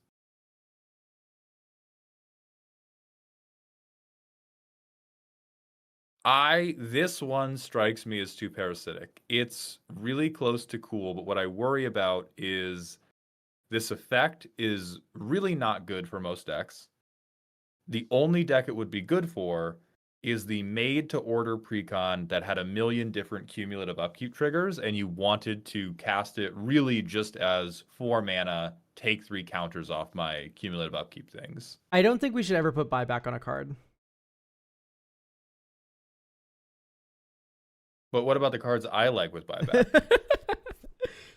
I'm imagining a world with this card, by the way, where you go like all the 2 mana dorks that like put counters on themselves. So you have Devoted Druid, you have the stupid Duskborn artifact that puts a nest counter on it, the spider, and then you have like Wall of Roots or something, and you put a counter on each of those to make mana, and then you tap a white, and then you cast this, and you remove.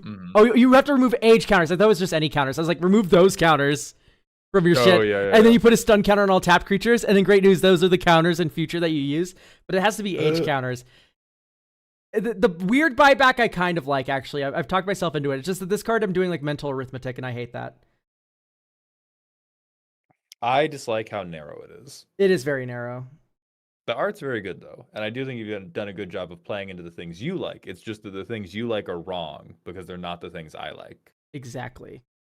You want to talk about... Next, Garga, woman, Isabel, magic teacher, a 4-mana 3/3 vigilance ward, magecraft. When you cast or copy an instant or sorcery, gain 2 life. For X, exile target sorcery card with mana value X from your graveyard, copy it, cast a copy without paying its mana cost. If you do, it gains demonstrate. X cannot be greater than 5. Yeah, sure. I'm just failing to see where the life gain comes into this, but I guess it's just life gain for life gain. It's white. Yeah, it's white, so you get life gain. It's white. It gains demonstrate, so white. Yeah, You're playing goddamn Selesnya Spellslinger. You need the life. That's where it comes in. Okay. Yeah, no, I like this card. I like giving shit demonstrate. That's funny. Yeah, me when I quadruple harvest. I think I would rather this be like target sorcery gains flashback until end of turn for like 1 mana, and then it gains demonstrate, and then you have to cast it. That's way less clunky than X cannot be greater than 5, I feel. But I guess you chain extra turns, and that's annoying, whatever. All right, then let's not worry about it. I don't know. There's some reason X can't be greater than 5 that I'm like, whatever. It's fine. Let's move on. There's some 6 mana spell that they're like, oh my god, this would break it. All right, next. Tharja, Umbral Boob Mage. Oh 2 my- red, whoa. red for a 2/7 with Death Touch. When you cast an enchantment spell with mana value 3 or greater, make a black aura curse named Nosferatu attached to a target opponent. It has enchant player, and at the beginning of enchanted player's upkeep, that player loses 1 life for each curse attached to them. This needs Ooh, yeah. to be a commander people let you play. You gotta cover up a little bit of that cleavage, and we gotta give this more colors, because in mono black, this is too limited in terms of what it can do, in my opinion. Yeah, it is limited, but it's also fucking annoying. Right. It maybe just like this feels Esper, right? Yes, it feels Esper to me. Maybe Orzhov. And yeah, and even if you just go to Orzhov, then you at least have like access to more enchantments that you can actually build around. In mono black, you're like, I have Necropotence, I have Necrodominance, and I have like Phyrexian shitty Arena. auras, Wound Reflection, baby. Yeah. Oh, Wound Reflection's funny with it. But yeah, it's interesting. That's all I can really say about it. It's interesting. Yeah, I feel inclined to keep looking at the card and studying it longer, and I can't quite put my finger on why. Next up, we have Sabeel the Scarred from Jade Sojourn. 1 blue-black for a 2/2 with Skulk. When Sabeel enters or attacks, surveil 1. Whenever Sabeel deals combat damage to a player, they may sack a creature. If they don't, reveal their hand. You may cast a spell from their hand, and you are mana fixed, but it is not free. Yeah, I mean, fuck it, honestly. I fuck with this so much. It's a little annoying because if they have a creature, they're gonna sack it. Like once again, yeah, but then they don't have a creature. Yeah, exactly. This is just the skull crack kind of deal where it's like, just keep in mind, designer, it's always going to be the worst one for you, and if you're okay with that, then great. Yeah, that's all there is to it. I'm pretty happy with this. I like this Yeah. a lot, and I would make a commander deck around it, and then be like, oh no, I feel too mean. I've removed everybody's creatures. I do like the kill you unless you tell me what I want to know type of thing. That's kind of cute that you've translated well into a mechanic. Yeah. All right, next, back to Pedgeman. Intercept the Onslaught. A 1 white instant with a kicker of 1 and a white. Untap a creature you control. It gains indestructible. If you kick it, until end of turn, it also gains. This creature can block any number of creatures. Creatures blocked by this creature lose trample until end of turn. All right, God bless you. Pedgeman showed us a different version of this that was like the most fucked up Mardu combat trick ever printed. Now it's too weak. So It's just a fog, right? Yeah, now it's just it's an indestructible combat trick or a 3 mana fog. Okay. You fog one thing actually in hindsight. Okay, so I like the combat trick nature, but for a rare, maybe it should like gain the ability to block any number of creatures this turn, or it can block 3 additional creatures this turn. I think that could be Without fun. the kicker? With the kicker. That already has that. Really? Okay, it can block. Oh my god, I can't hear things, I guess. I guess I'm just I guess I had the my earplugs out during the concert for too long because I obviously I've become deaf. Elk's just fucking dissociating. No, this card's perfect. I like this. Great job. Hell yeah. I like this a lot. Very good. All right, next serial designation has sent in Rodian, Princess of La Mancha Land. A 3 mana Boros 2/3 with lifelink, reach. On attack, make a blood token. Sack 2 blood tokens, make 2/2/2 black vampire creature tokens with lifelink, and 4 mana total. Rodian gains +0/+X, where X is the number of blood tokens you control. Tap and fight target creature an opponent controls. We have doing too much disease. Yeah, definite doing too much disease. The the parasol I also think is like this looks like a flavorful ability that is not translated well into magic because it's very bad at being proactive. It is not great at gaining you life. It doesn't get you extra blood tokens. It's maybe a combat trick to like keep her alive through a swing, but that's really it. I don't think it's doing quite enough for all the space it's taking up. It's also just like locking a fight effect behind white mana doesn't. That's That's doesn't also track. weird, yeah. What's the reach lore wise? I imagine she has a parasol of some sort.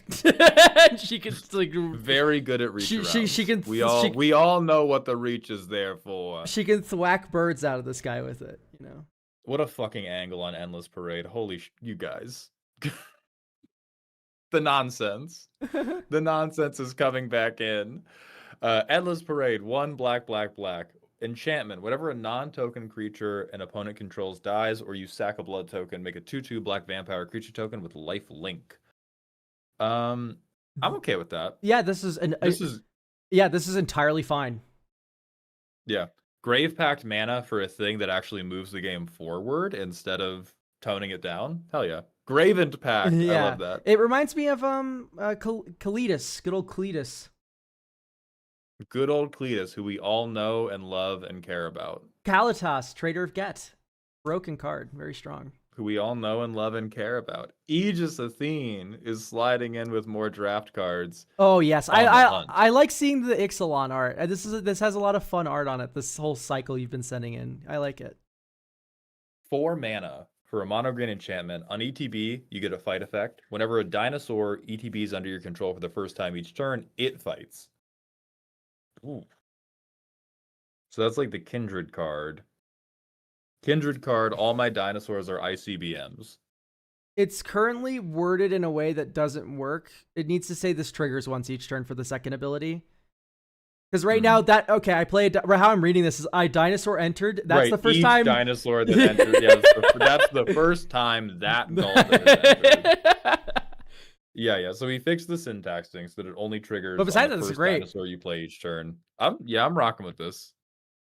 Mold Reaver. 5 and What's a black. Mold Reaver do? This spell costs 1 less to cast for each land card in your graveyard. Death Touch 4/4. Okay, yeah, no, it's just a big fucking idiot. I like that. If you milled a lot, you get a giant fucking moron. This would be really strong in Pauper, but we're not worried about other formats here. I mean, especially for the like Sultai land sack thing, right? Because this is the common, so this is like if you see these after you've built your land sack package. Oh, yeah, no, exactly. Privateer's Vessel.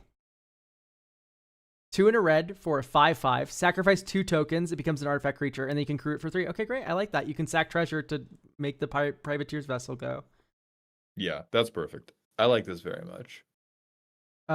Unburdened Acolyte. 2 and a white for a flying creature. Discard a card, you gain 3 life. Activate only as a sorcery and only once each turn. I mean, it's a Windrake. You would have to really twist my balls to make me want to gain 3 life. By discarding a card. Turning a card into 3 life. Unless there's like a heavy reanimation angle that is very well supported. Yeah, giving up a card? That's worth like 20 life to me. Unless I am like purple and like my blood's coming out of my nose and like I need life desperately. I'm not activating that ability. I'm holding on to the card. There is that one vampire though in Ixalan where you can play it from your graveyard. I mentioned it earlier. If you gain life this turn, you discard that. You play it from your graveyard because you gained life. Oh yeah. Value 3 life. Bing. But it is a common, so they should make you a little sad. Larcenous Lashing, 2 double blue, enchant creature. When it enters, tap enchanted creature and make a treasure, and then it does not untap during controller's untap step. This could cost less, right? We see a lot of these. We see these for like... We see them for 3 mana. 1 mana. 1 mana, but it doesn't tap them right away. Okay. So yeah, maybe 3 mana. So you get 2 mana, it taps you right away. 3 mana, you get an extra thing. I'm pretty confident that blue doesn't get treasure tokens anymore. Am I wrong in saying that? I never fucking know what blue gets or doesn't get. All I know is we get dinosaur jaws in my asshole. ID equals blue, sort, date, treasure. We have an offer you can't refuse that we got recently. Minus is reprint. And Kitesail Larcenist does make treasure. But it turns shit into treasure, and transmuting stuff is blue. Yeah, Prosperous Thief was the last like real one that makes you... oh, no. Bill Fernie, which is from Lord of the Rings, I guess. So, not since 2023. Just something to think about. If this was red-blue one, you could do that, I think. Yeah, you should just think about how you're degrading the fundamental fabric of what makes Magic awesome, and you should feel really bad. Yeah, I don't feel really bad. I don't think blue should get treasure no more. That's my opinion. We've done too much with it. Take it away from us. These look really cool. All right, then from Vira, we have Girls the Boobining. If you need censored versions, they may be provided. I'm going to check in ahead of time. That one's totally fine. That one's fine. We're going to wait for the mauled. That's hilarious. That one's fine. That one's a lot, but it can be shown on stream. All righty. All right, let's lock Dr. in. Highland, sadistic scientist. 1 blue, blue, black. 1, 2, dissect XX white tap. Sack a non-token creature whose power is equal to X. Then that creature's controller makes X copies of it that are 1/1 Phyrexians in addition to their other types and have decayed. We have too many. We have word soup. There's too much stuff going on. No, this is hot. This is crazy. I'm so with you, actually. I said it really fast, which is why I think it would just get rid of decayed. Make mites. I don't know. Like, make them Phyrexian mites that can't block. Because those already exist. Yeah, but I think being able to, like, triple or quadruple saw in half something does merit decayed. Yeah, but you have to pay like 5 mana, right? The double saw. Yeah, and I guess the power has to be equal. Yeah, just make mites. Because the power having to be equal to X really limits the type of shit you can copy with it. I see, yeah. Because if it's a 2-power creature, you have to pay 5. If it's a 3-power creature, you have to pay 7. If it's a, so on and so forth. Yeah, it's really just like too much mana for what it does. Yeah. But it is a very cool idea. I like what if we got to saw in half 8 million times. I'm a big fan of that. Yeah. Reyna, Blind Quillcaster. Mardu, instant and sorcery spells you cast have gift and inkling, and if the gift was promised, choose any number of inklings. They each get +1/+0 and are goaded until the start of your next turn. Okay, so it's like Tenured Inkcaster kind of, or like the one Combat Calligrapher is what I'm thinking of, where you like make bodies for your opponents and they fight each other. Yeah. Whenever one or more inklings deal combat damage to an opponent, scry 2, then you may pay 2. If you do, exile the top card of your library face down. It becomes Foretold. It's Foretell. So why are we Foretell? Like, I don't know. Like, it feels like a bit mixture of mechanics. Because she's blind. Dog. Oh, okay. Shade Sight. Okay, know what? I stand corrected. No, that makes sense flavorfully. Great. And it's the first weird mechanic here, besides Goad, I guess. But Goad's kind of evergreen. So this works. I like this. This is cool. Elf's trying to be ableist. That's crazy. Anyway, Tit Mummy. Jamie, Angel of Zealotry. Yeah. 2, double white, double blue, 4/4, flying vigilance, ward 2. Whenever Jamie enters or attacks, put a purity counter on target creature. For as long as it has a purity counter on it, it has at the beginning of your upkeep, exile this creature unless you behold an angel or pay 1. Modified creatures you control are 4/4 angels with flying in addition to their other types. There's nothing pure about this. No, not a single thing. Oh my god, she's thick. This art's insane. This art's insane. Yeah, great, I guess. I mean, I think this is kind of cool because you can purity counter your own stuff to make them angels, and then if you ever lose Jamie, you get taxed heavily, or you can put it on other people's stuff to tax them down. Yeah, I think it should just be but Behold an Angel breaks the parity a little bit, which I kind of like. So, yeah, yes.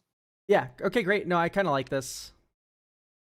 All right, chat, don't hold your breath now. Woo! ADA2, Adaptive Assistant, aka Titty Snake. 2 and Jeskai for a 1/4 that comes with airbags. Absorb energy. At the beginning of each player's upkeep, that player may have you draw a card and gain 2 energy counters. If they don't, exile Elk's losing it while I'm trying to get through this mountain of text. If they don't, exile a non-commander, non-land permanent that player controls with a download counter on it. Any player may cast that card from exile, and they are mana fixed. Whenever a player casts a spell, it's still going. Done, dog. We're not even done. Whenever a player casts a spell with a download counter, you may pay X energy, where X is that spell's mana value. If you do, copy that spell, and you get to free cast it. Woo! This is so many words. Also, Optimus, thank you for rating 3-3 Elk. Oh wow, that's so cool. Hi everyone, welcome to the stream. This is on screen. This is what we do here. This has to be cropped porn, right? There's just no shot. There's no way this is porn. This is drawn so like hilariously. This Mald! is You don't know anything. This is not drawn with the care necessary to be porn. Mald doesn't know anything. Mald doesn't know anything. Mald is. This is a collection of circles. This is porn, goddammit. You're banned. It's a cropped reference sheet. Get the fuck out of here. This is 100% fetish material. Wait, hold on. All right, guys, don't worry. I'm gonna draw some porn really fast. Since apparently it's that easy. Hold on. All right. Let's do some bunny ears. The people love bunny ears. Can I get a link to that ref sheet? Yeah, no, people are like trying to hit on this person in chat mode. Yo, this is really funny. Can I see the full as a joke? All right, I have done a pornography according to you guys. What the fuck? All right. I'm not gonna lie, Mald. I did not hear a single word of what this card does. Yeah, this is way too fucking complicated. We're doing a riff. We're doing a riff on what I'm zooming in on the text box. We're doing a riff on what the Jurassic Park Jeff Goldblum card does. But it's you get to put stuff in a communal zone unless people let you draw a card. And if you put stuff in a communal zone, anybody can cast it. But if they do, you can spend energy to get your own copy.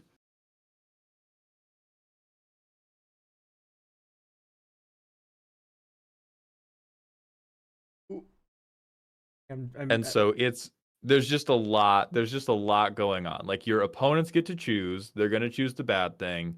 If they don't, then you do like weird removal shenanigans that are also kind of group huggy. It's a little airbendy, right? Exile target non-commander, non-land permanent, and that player can cast it, but then you punish them for casting it. Mm-hmm. All right, let's get this off my screen. Yeah. Oh, it gets worse. No, we can't do this. No. Vito. Hold on. I'm fixing it. I'm fixing it. Oh no, this is all fetish material. This rocks. Base, I guess. Next up, Queen Highland, who is 1 blue, black. This is what the art looks like. I promise everybody. 1 blue, black, red for a 1/4 with brittle crown. Whenever an opponent loses life for the first time each turn, make a tap treasure. Treasures made this way have when you lose life, sack this permanent. I do not do alternate treasures. If you're going to do that, make it a separate thing. Don't make the nonsense of we have to track treasures that have different lines of text than other treasures. Regal Presence. Sack X treasures. Gain control of target non-land permanent with mana value X or less for as long as you control Queen Highland. If it's not a creature, it becomes an XX creature in addition to its other types. Goad it for the rest of the game. I think this one works, actually. So yeah, you get treasures whenever opponents loses life. Okay, so it's a face breaker. Well, even better, because it's an opponent loses life for any reason. Yeah, it's a better face breaker, which it should be, because it's more expensive, I think. I don't know. I can't scroll up to see the mana cost. It's past the art.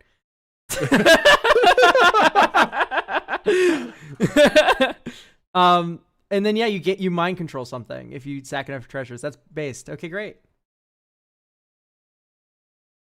Yeah, this one fucks. And I'm not. There's no art, unfortunately. Yes. They didn't submit any art with this one. Terrible. Next, we have a Born Descendants with Cyberpunk cards.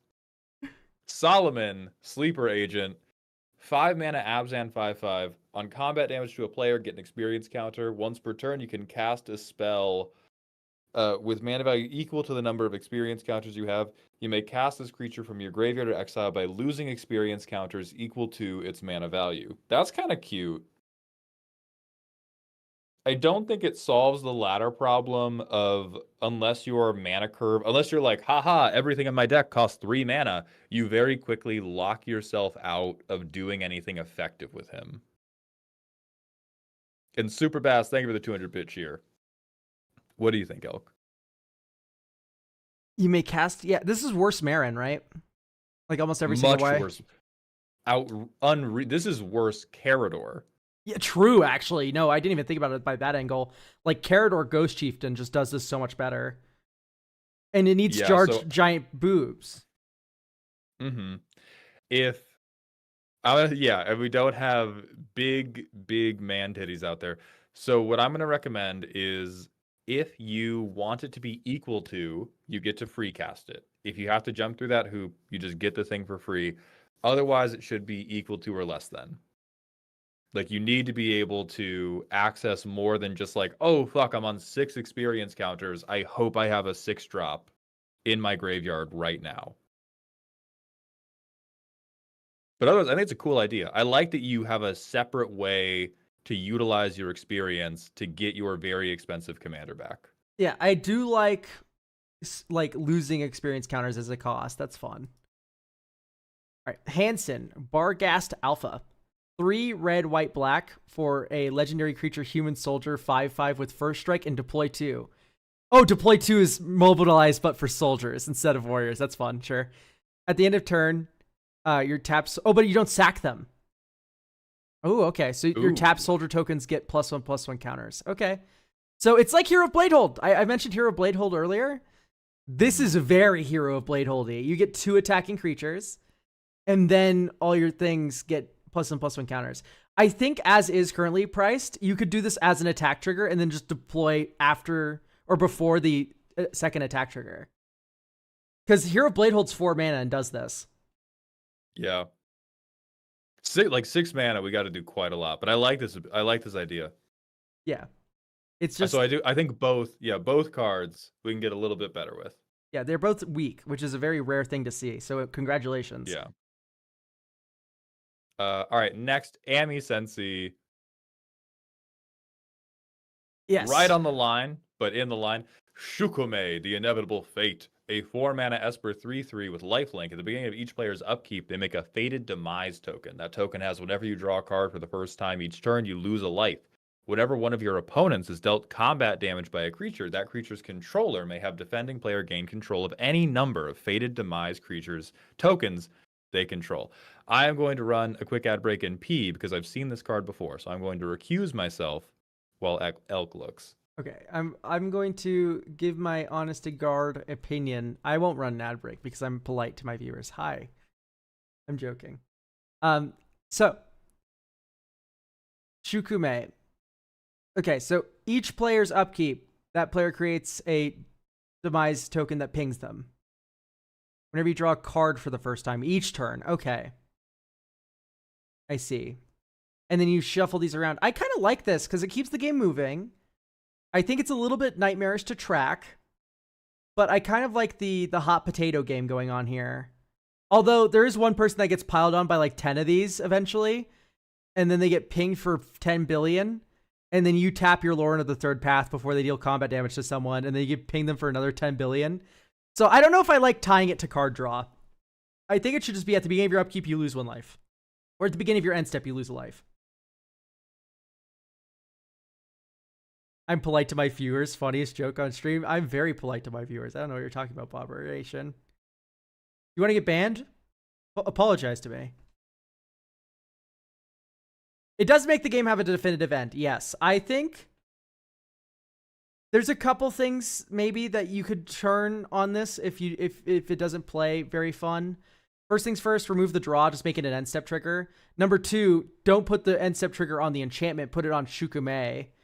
Like, enchantments named Fated Demise have, at the beginning of your end step, you lose 1 life. Right? So that way, if you remove Shukume, they stop doing damage to people. These are just a couple of valves. I think it is fine, as is, but it's just... Right now, I think tying it to card draws may be a little too much.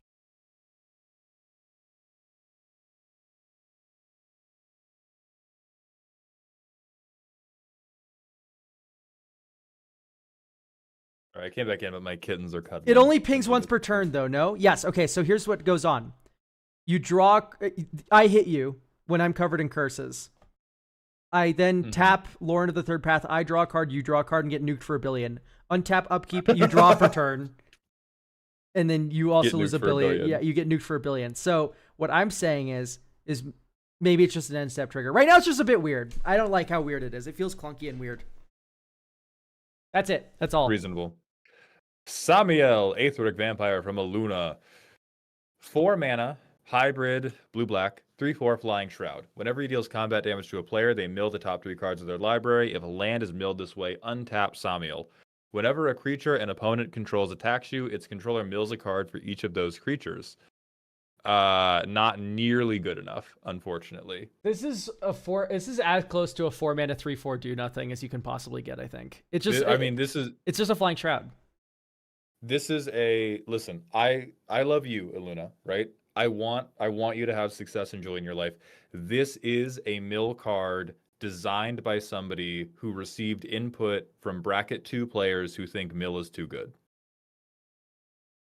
Yeah, there's like a Muse that has that second ability, but it's like dog shit unplayable and really bad. Yeah, this does not do quite enough outside of some incredibly unreasonable synergies. And so what it ends up being is I have this vampire who effectively draws you cards.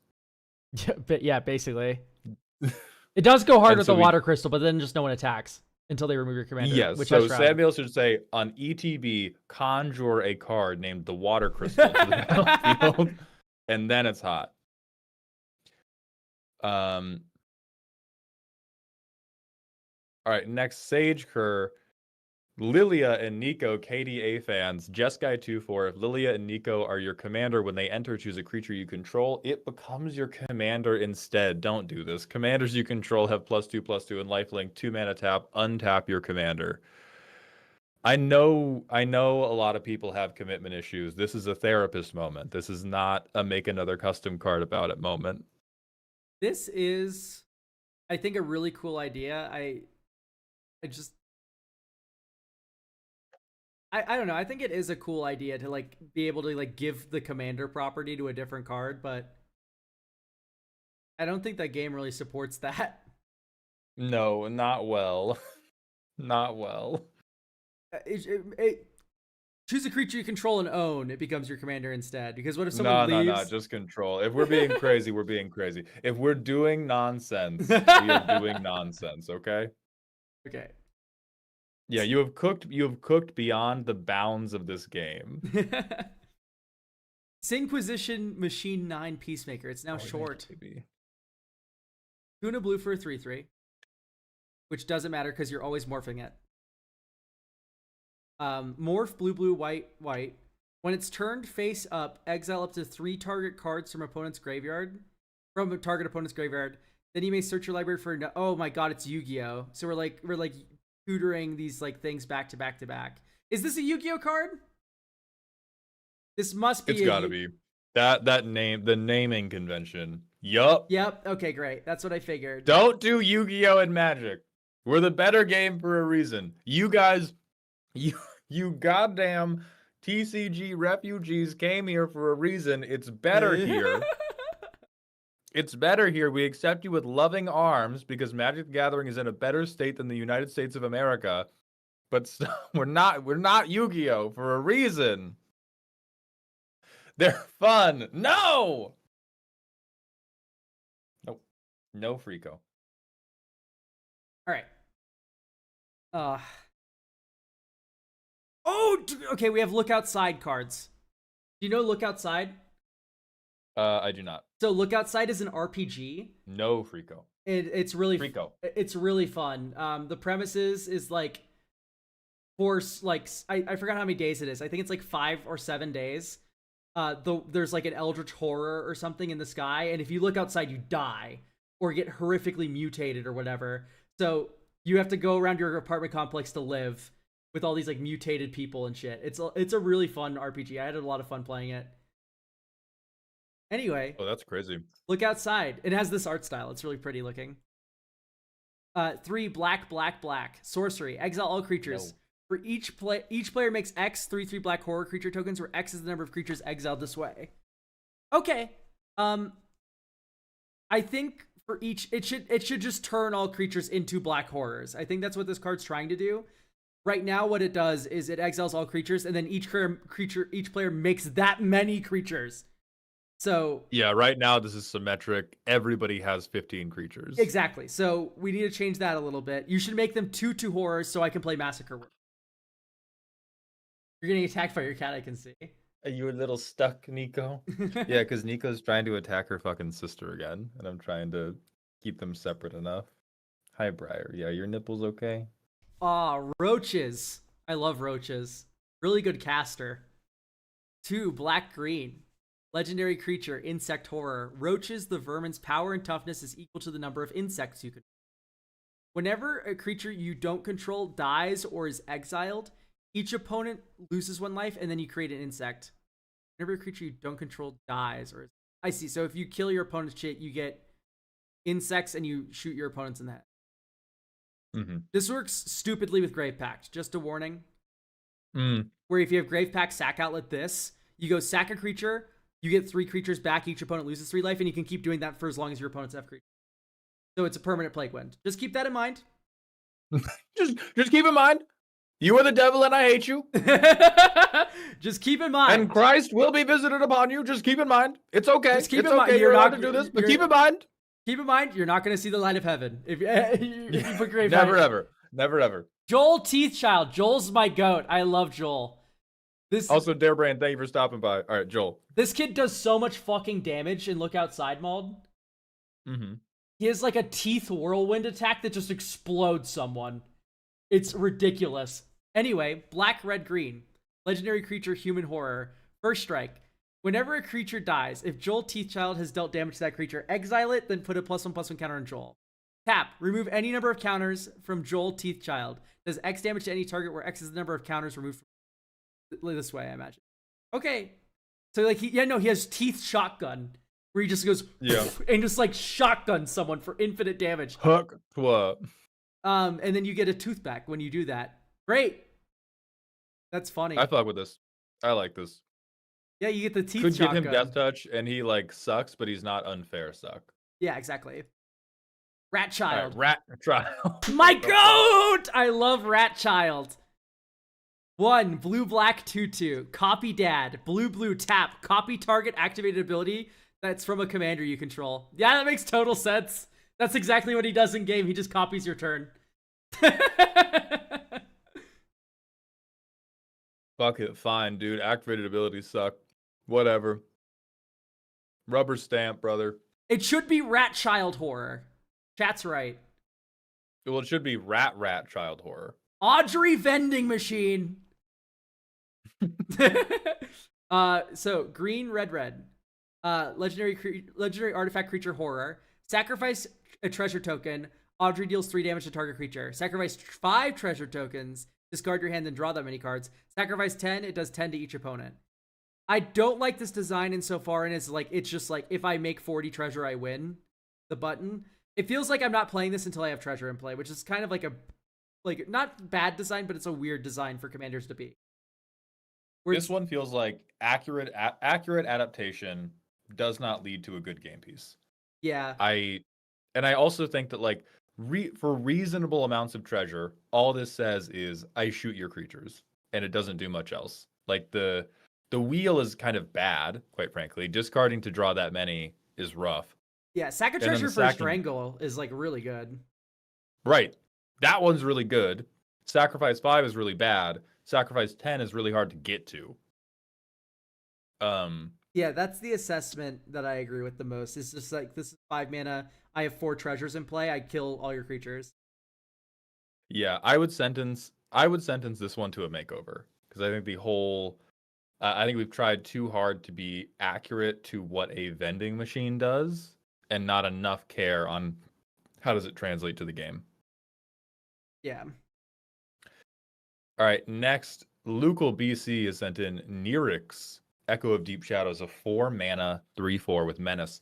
When they deal combat damage, you may pay 1 and a blue. If you do, make a token copy that's a copy of target creature that player controls. Oh, give it to me! Yeah, this makes sense. You will not see the light of heaven, but neither will I. No, this tracks. I mean, just like 4 Yes, it mana, does print it. 4 mana hit you, and then I get a token copy if I pay 1 and a blue. Yeah, that's. I would fucking love that shit. Yeah.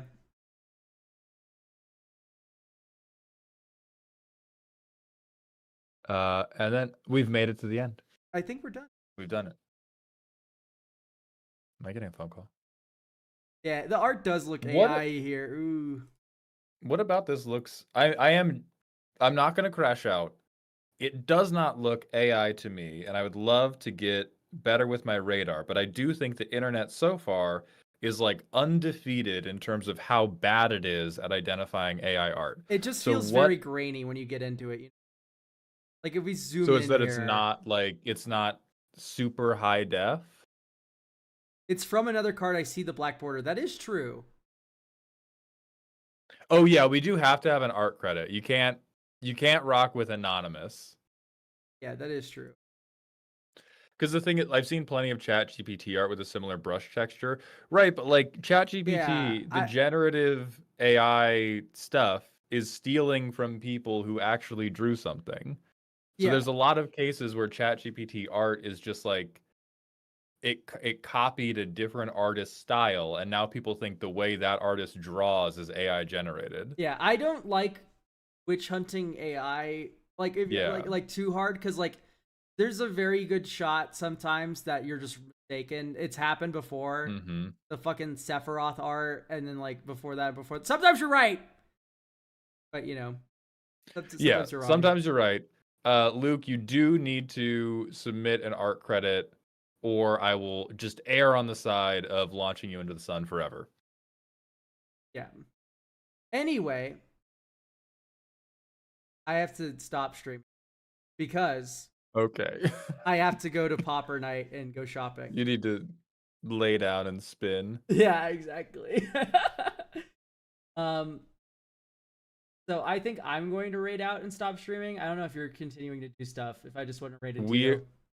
I would appreciate it because we're gonna play. Z and I are gonna play Expedition 33 now because we're hooked, and you're gonna get hooked. I'm gonna send you screen grabs. Okay, sure. I'll just send my viewers into you then. Brilliant. Hello, everybody. Prepare to penetrate. So, the raid message will be, "Hi, Maldhound.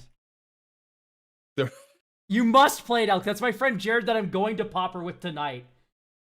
Saying I must play Expedition 33. It's really good. It's really good. I'm sorry to say, it's a very good game. It's a very good game. Should I get rid of equipment cycling on that one card? No, I don't. It's think awesome. so. It's awesome. It's based.